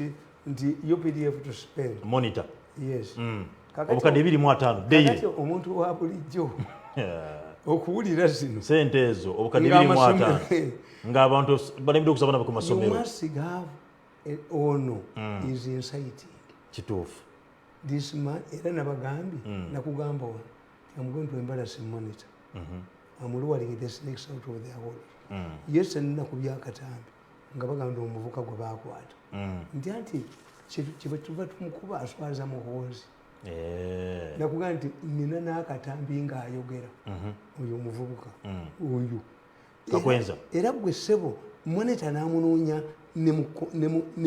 negindi n'amunoonya ne mukomera ekigo n'ategeera nga bwe bamutooca linzi nti by the time goes era bamutooca era monita gwe n'oyo eyawadde monita interview should be sacked from the prison service anti munkugambye nti eno kino kyawe if you refuse to surrender cancer's leg cancer spreads kituufu gavumenti yonna singa Gaddafi yakwata mutabani we Islam namukuba amasasi mu lujjudde singa Gaddafi gyali people make good abantu abajoga gavumenti ategeera can he kill me nti can he put me in prison no he'll be embarrassed nakujoga mukube mukomera ensi eziye waliwo gwe yateekayo emirundi egyo nabuyola buno bwonna n'entwe zaabwo ne bugenda ku side ne bukola statement buno bwentwe buno omuntu ono ayina omuntu ogumulinga loofu y'omugaati enteekeko amaaso oyo ate mubi anuka oyo anuka oyo mukubba anuka ne kabuliye bajjajino gakeddagala oyo anuka yabuyola olunaku lumu ako ne kabba sente mu Bank of Uganda 5 billion nagaga return that money ne kazizayo n'obutubwako obukajogola kaddayo ne kaziteekayo naye tabusala singa akinjako ne bakayisako kamunga bakabambye ne andaweya tekayina ne bakayisa mu Kampala obulala budduka obulala kano kadduka kayitira Kongo Kinshasa nkugamba nti when these people you see nabagamba nti the military has not asked for supplementary budget the army has not said anything yes but these people are saying. In other words, the question is, where do they get the money? Are we mercenaries or it is on the reserve or where? This is why these people are provoking it. Okay. In the earlier edition, they told you your expectations. And they are telling you, they are now looking for a balance sheet. Yeah. But it's in expenditure. Yes. Kakati ndoza gundi wabwe talimu. Ingeri jena bakubi. The same story. Yeah. Kakati tax exemption is where you need the money, you don't tax people. Whom do you give tax exemptions? This is also an insightful story. Gundi Bobi Wine yagamba Katumba Wamala lwaki basajja balaba ye mwamuyamba nemutayamba Sembule. This is also intended. No lupapula is not theirs. Is an insightful point. Very insightful. Then the president avanye nayogera ku monitor oyo. Andi nkubuli monitor ani amulimu. Ye Museveni we yalimu okuteeka sente mu mawulire. Kati atadde mu vizo. Abazira luli fetwasirika. Basabye 2 billion kati zidde mu vision. Azibawe. Nzika nkubuli. Sente za government zinuma mbadde nda zikwatako. omukazi omugezi ng'akimanyi nti buli bakusasula omusaala ozinywa mwenge bw'ojja nga bakubye amanyi bagokujjamu bakukiisa embadiya zikaabira sijja kuba nazo kubanga omukulu yaluulinga nannyini nsi nti eri kimirundi is a nuclear bomb. Ate I'm watching them, they're having a meeting. I can't believe they're having a meeting. There's a meeting now taking place. Kalika communicating and I'm telling you, if Bujingo comes and you deny him of bail, as you planned yesterday, and you embarrass him and take him to Chitalia, I'm going to release. Are you intimidating? What is it? Tamele otisa Roberti. Nze Tamele. Toli mukisa toli mukulemesa mateeka kola mulimu gwago. Nkubuulidde. Kakati gwe. Laba. NRM. Bagambye. Who left of Museveni's first cabinet? Osa supplement nti ebyo byebi. Who left? Yes. Who left? Abazaalibwa n'Adamu baliwo. A system must absorb, adapt and chi. Waligambye ti Museveni abajja naye abafudde nga babatemudde. Who are in prison? Yes. Omanyi bano kyembasasako kiri kimu. Nze olupapula nga luno sirufaako ne Bukedde sirufaako nga mbadde mu government. Why? They have their line. Every newspaper has an editorial policy and finance. If their role is to undermine you to shape a new leadership, it's over far. But have they prevented you from creating an alternative? I'm afraid to joke with them. But to cook with Chico, sent Riali Muserena as Ebituabico. Temuja Kutulabako. Kati I'm happy. The program is not in Zeveram. But it's a very question to government. Terian did them. Ukijagonga abalim. Aya motoka yange pick up yendese. Ya government ekolad. Tekole kusad. Mine, sure mine. But I'm also promoting myself. Yeah. The people who didn't know that I'm intelligent, they know now. Financed by who?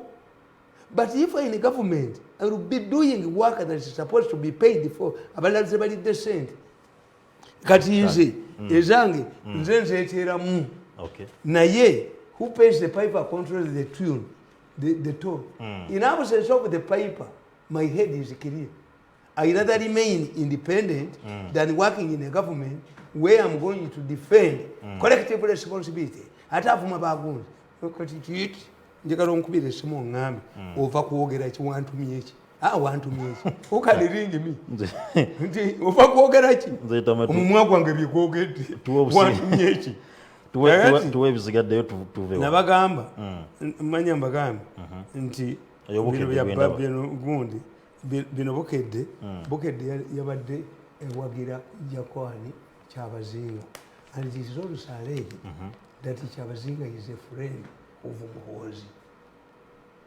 Allegations. Bagamba era Bukedde kwe kukikola nti bamugjeeko yesterday yaze mu babaka ba parliament when the matter has been solved anoonya 50-50 oli owebusiki bamugobye yatunda ettaka yabba ssente babadde begasse n'omulala abalala bazze ne bakola apology kati Bukedde n'ayagala bakifole 50-50 ababaka ba parliament abava ebusoga bakiyingiddemu kakati ono omukazi ekyanabakooba omukazi kyabasaba accountability kinamuliyanja ekyo bakidduseeko abaana abafiira abataano bebayuka ekyo Bukedde yakidduseeko bwe nabagambye nti nagwa ku basajja abaali bagala okutemula omuntu eyefaananyiza nga Katumba Wamala ku distribution yaabwe nga basaba millions of dollars biri nakubyaka nakyo akange bwekali Bukedde yakedde kuba nti abatemula Katumba babatwala mu kooti ekitegeeza empapula zammwe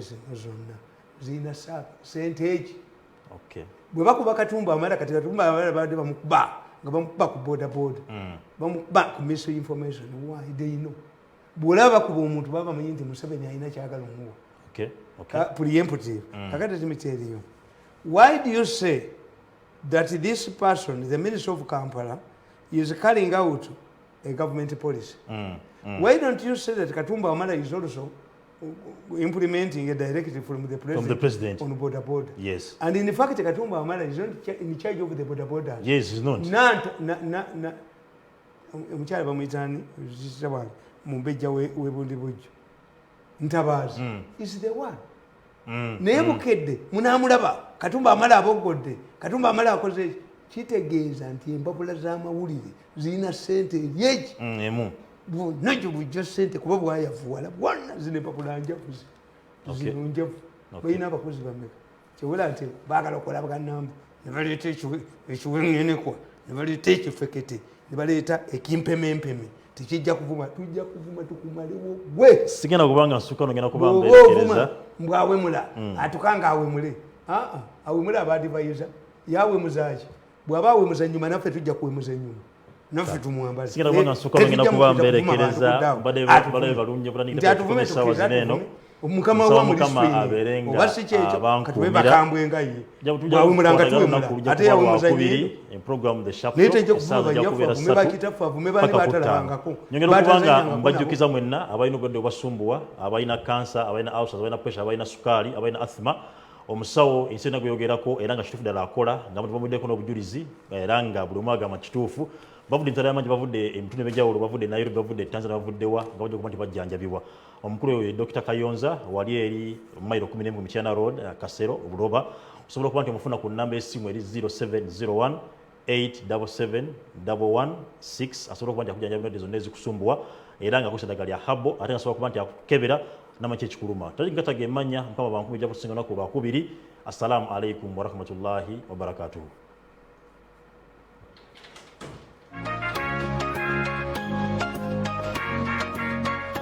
Ndishija tuvumu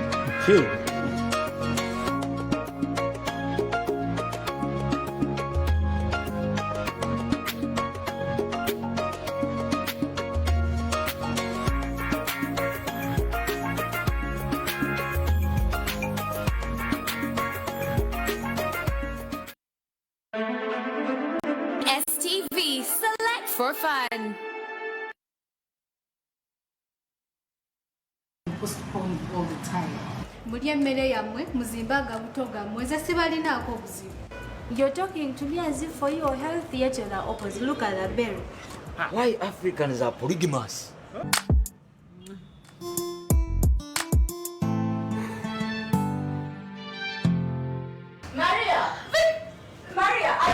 I don't know your way of good with the money.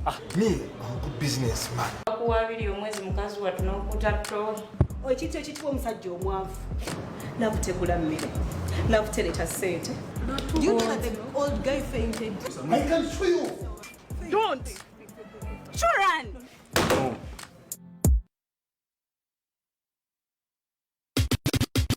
I got my peaches out in Georgia.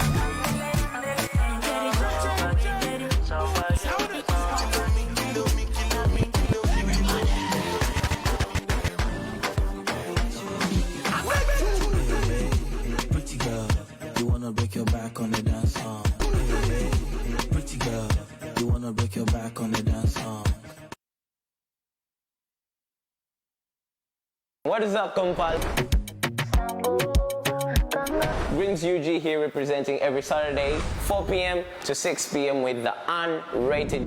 Myself, if I don't like you, I really don't like you. I will not like you. We give you exclusive interviews.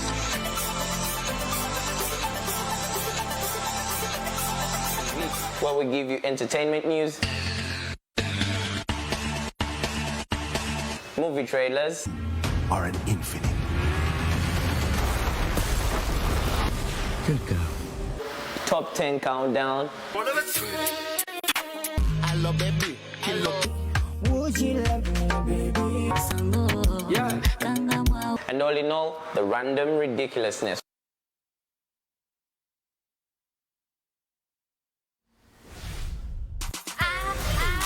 Cute stars, sky stars, and the royal stars.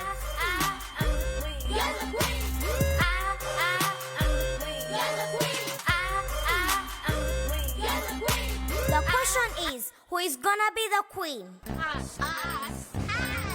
You only got 60 seconds to get the crown on your head.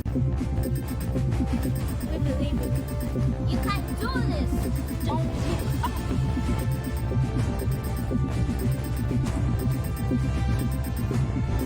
You can do this.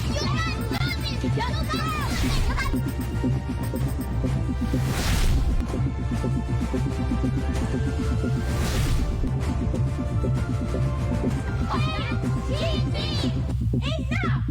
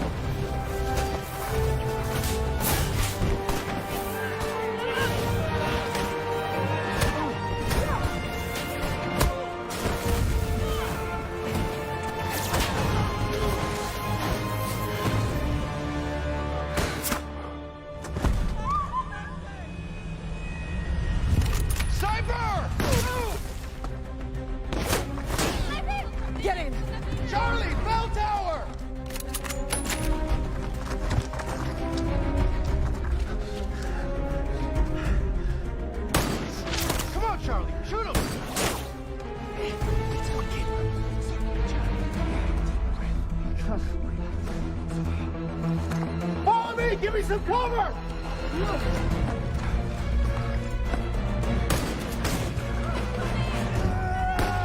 All right, we're gonna put this on our backs, and when I say go, lift hard. Diana! Shield!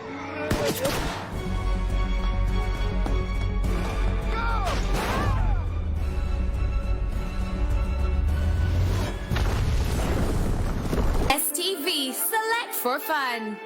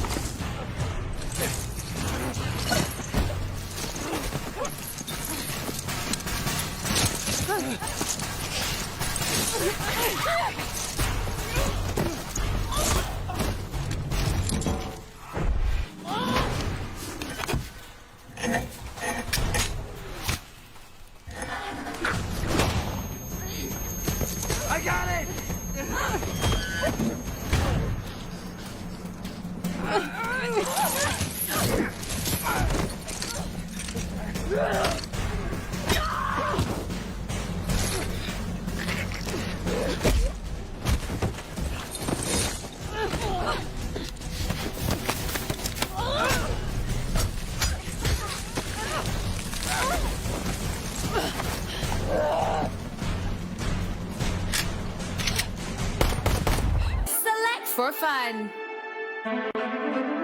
STV, select for fun.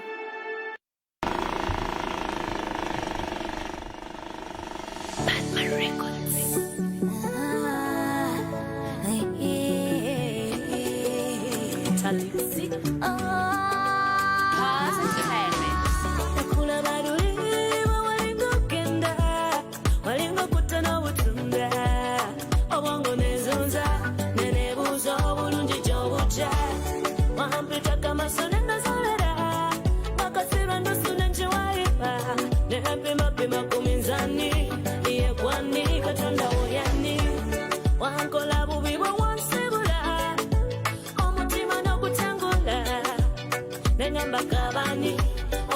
manya tagobererezani kati nkulinya kagere bulijjo olaga baby ngoberere kati nkulinya kagere wansiga baby leka ngoberere kati nkulinya kagere bulijjo olaga baby ngoberere kati nkulinya kagere wansiga baby leka ngoberere lwali olunze nenkutukako kokuba ngayimiriddeko bulungi bw'amaaso go owantangula ngomezidde nkugambeko saamanya nti walina fande oli mulangira se oli mumpembe nali ngumye gambe bigambo byambula kayiba kanyimbe wampitaka amaso nenazolera nakasirwa ndusuna njiwalira nempimapima ku minzani yegwani katonda woyani kati nkulinya kagere bulijjo olaga baby ngoberere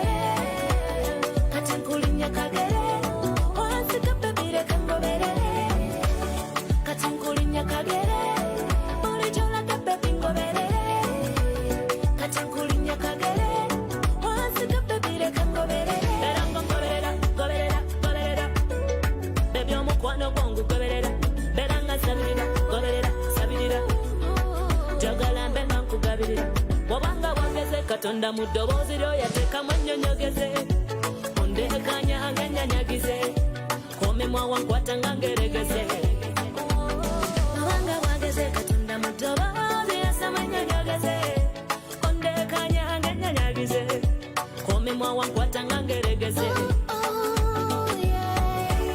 kati nkulinya kagere bulijjo olaga baby ngoberere kati nkulinya kagere wansiga baby leka ngoberere kati nkulinya kagere bulijjo olaga baby ngoberere kati nkulinya kagere wansiga baby leka ngoberere kati nkulinya kagere bulijjo olaga baby ngoberere kati nkulinya kagere wansiga baby leka ngoberere kati nkulinya kagere bulijjo olaga baby ngoberere kati nkulinya kagere wansiga baby leka ngoberere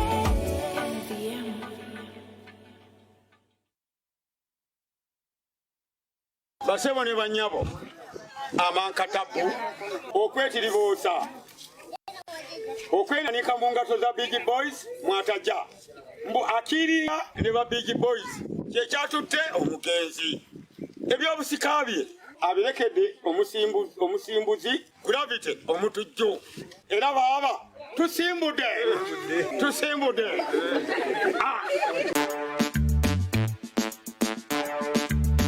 Eno beats.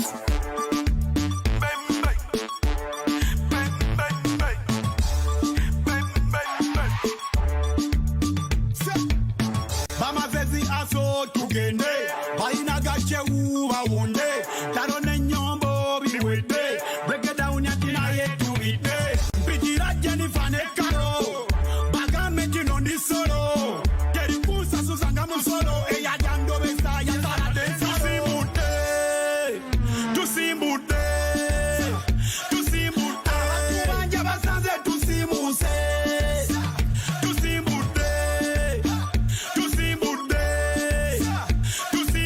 abatunonya basanze tusimuse ani ayinenene aweko munne buli omu afuna empuuta eno saizinga nene erina omuwula kulinga fene empuuta kanji kalange malenji bobonge enkumbi n'omuyini tuwange ebimyufu ne bya yero bibonge kanji kalange malenji bobonge enkumbi n'omuyini tuwange ebimyufu ne bya yero tusimbudde abakubanja basanze tusimuse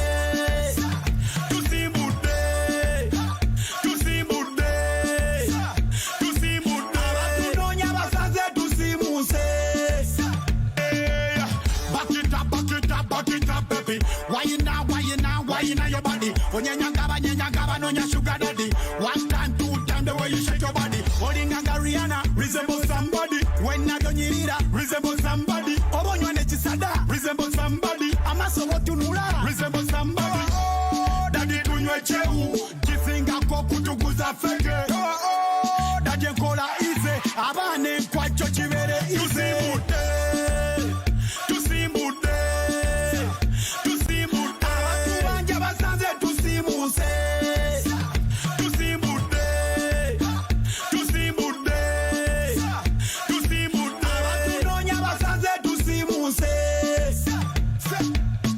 amazezi aso tugende balina gachewu bawonde tano nenyombo biwede break it down yatina yetubide mpitira Jennifer ne Karo bagame kino ndi solo terikusa susanga musolo eya jando besa ya sala de salo ania yinenene aweko munebuli omwafune buta eno size nga nene erino muwula kulinga fene buta kanji kalange kalange malenji bobonge bobonge enkumbi no muyini tuwange ebimyufu ne bya yero bisimbude tusimbude tusimbude abakubanja basanze tusimuse tusimbude tusimbude tusimbude abatunonya basanze tusimuse.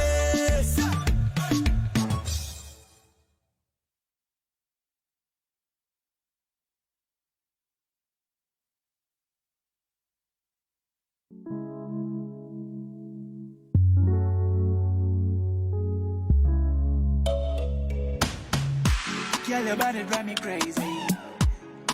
I'm on fire. For your body, I go give you love. Good, good love. You wanna bigger money? Call me Biggie Daddy. Kubango singa body. Baby, move your body. Oh, Mulungi wote musangi kai. So hard to find a girl like you. Girl, you got booty. Olingari and Muzi. Awaka in a one them. Awaka in a one them. Run the thing again, waka in a one and then the way you move your body as if you're gonna balance it. Nachala, nachala, nachala, sabe muchala. Nachala, nachala, nachala, sabe muchala. Lachaga sagaga kulimba, lachaga yega kulimba, my wifey. Nachala, nachala, sabe muchala. I no go do it to you. I no go let you down, no. Uchimanyo gwange guli kwa lali. Mukwano kwenina for you muchuzi kansali. Nakuvumbula, sichatambula, wampangula. COVID, I no go die when you around. Awaka in a one and then, awaka in a one and then. Run the thing again, waka in a one and then. The way you move your body as if you're gonna balance the day. Nachala. Nachala, nachala, sabe muchala. Nachala, nachala, nachala, sabe muchala wangi. Lachaga sagaga kulimba, lachaga yega kulimba, my wifey. Nachala, nachala, sabe muchala wangi. Nachala, nachala, nachala, sabe muchala. Nachala, nachala, nachala, sabe muchala wangi. Lachaga sagaga kulimba, lachaga yega kulimba, my wifey.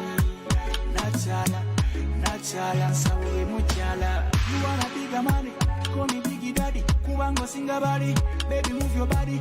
Oh, Mulungi wote musangi kai. So hard to find a girl like you. Girl, you got booty.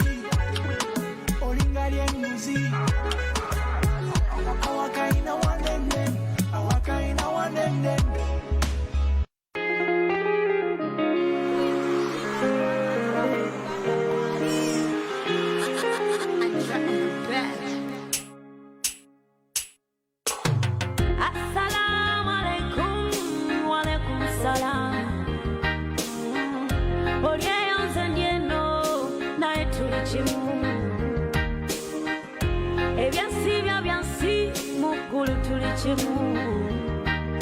Katonda gabe simbi tuwo tuwonye n'ebingi endwadde zo nnyingi eno tuyambe tuddeyo gy'oli abantu bakwateko leero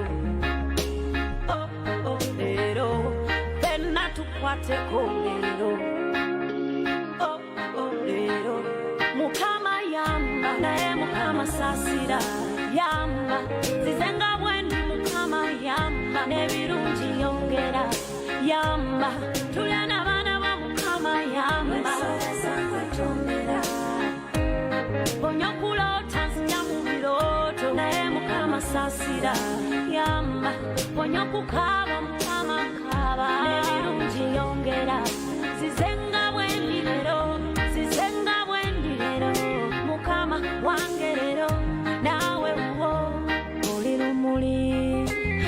mukwata konze kale chimwe chekumi mukama nchitola kale tola zaka nkudisenze kale kubyompadde ndikuwachinze nkusime kale kumira kali mukange kale kumira mama wange kale nyamba pemikwane mirungi kale mukama yamba naye mukama sasira yamba zizenga bwendi mukama yamba nebirungi yongera yamba tulena bana ba mukama yamba bonyokula otanzija mu biroto naye mukama sasira yamba bonyokukaba mukama kaba nebirungi yongera zizenga bwendi lelo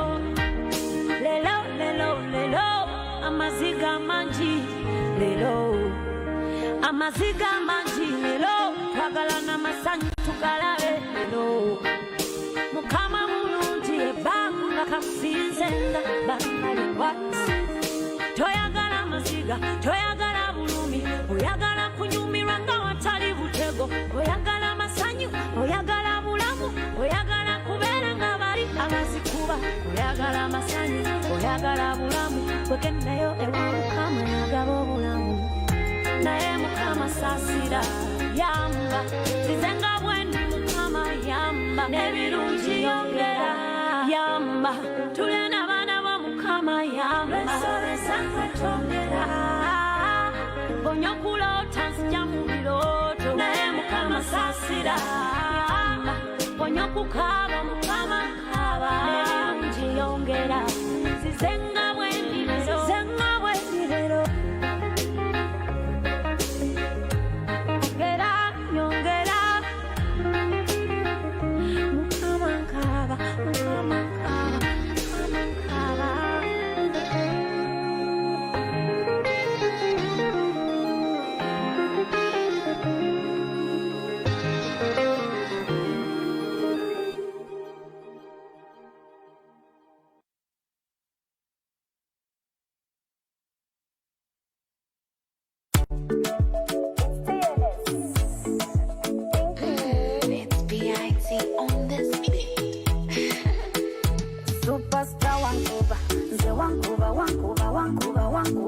kubangoli nabyokola ebyo byokola binemya byenkola olunaku nakulaba mwana gwenda namatira yebwasanyusa omutima ogwange kenkufonye nzeka nesunge nebwe buli bakale ngonkoye ongambanga nenkyusamu nange bizibadi nze nkukwata ng'ensonga gudubadi kyenva nkwesunga nze nawampamba sinza nakwekyusa sinza nakwefuula omukwano gwo bebi gwanyweza nze wankuba kubanga olina byokola ebyo byokola binemya byenkola kuva olunaku lwenakulaba mwana gwe namatira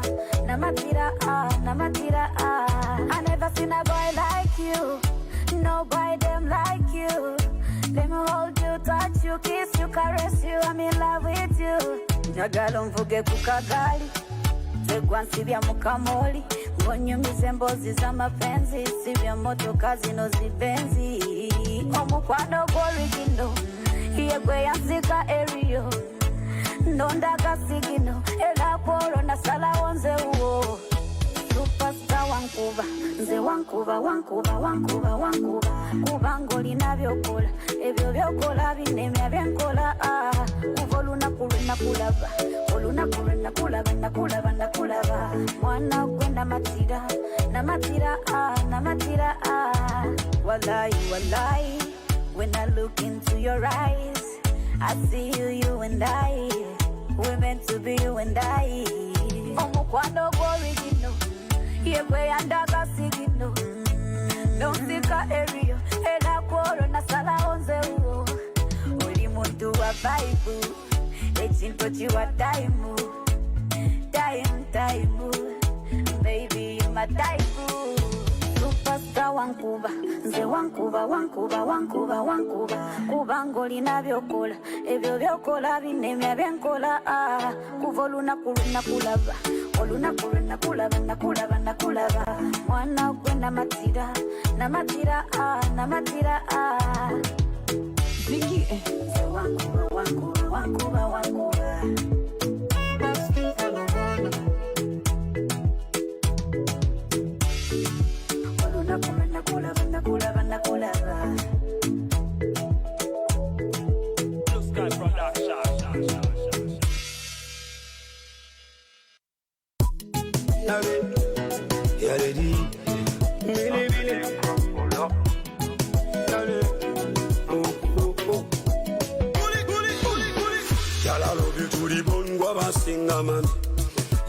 Singa baby, njala love you to the bone. Gwabachira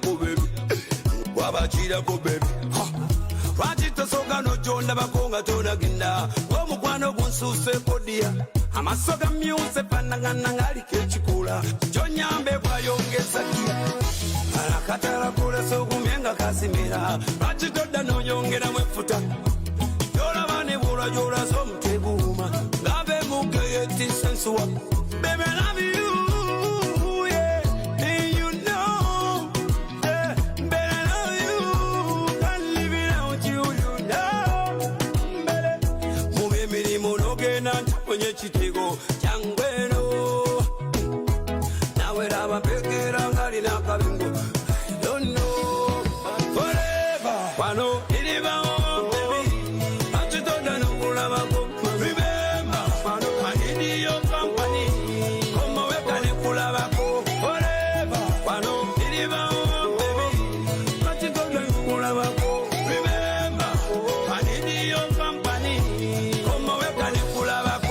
Sweetie,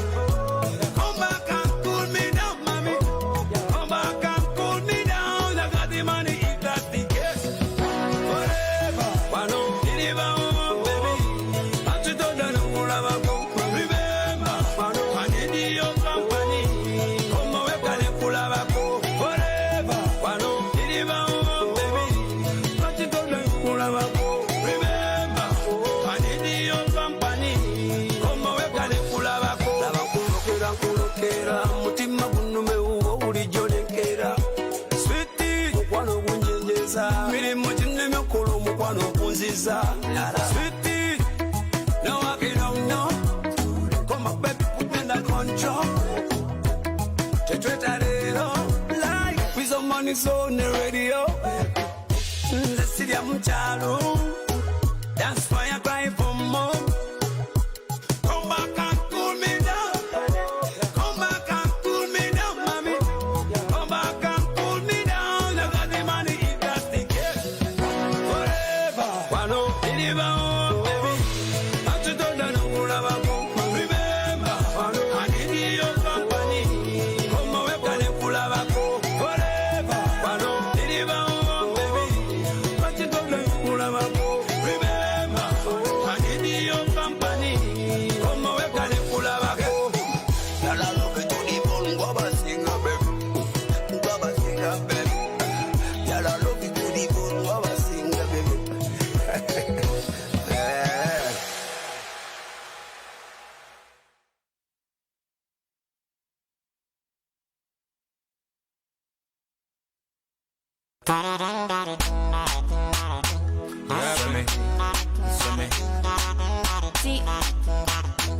Aya bas, baby zinakula vida bolo voli nanene.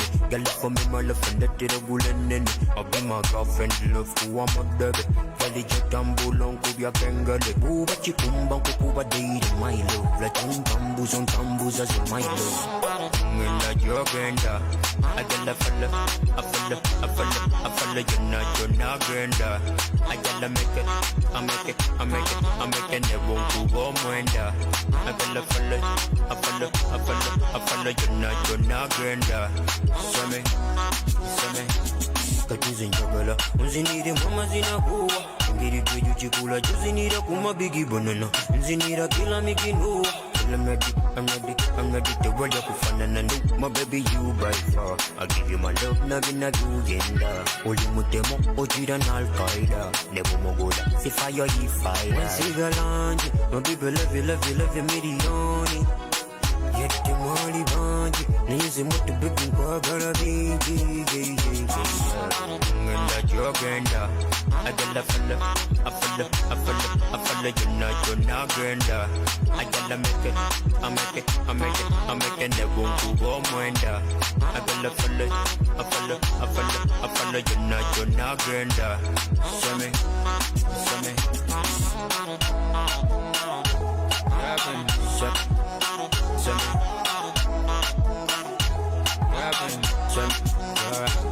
Zinakula vida bolo voli nanene. Girl for me my love and that tira gulenene. I be my girlfriend love ku amadebe.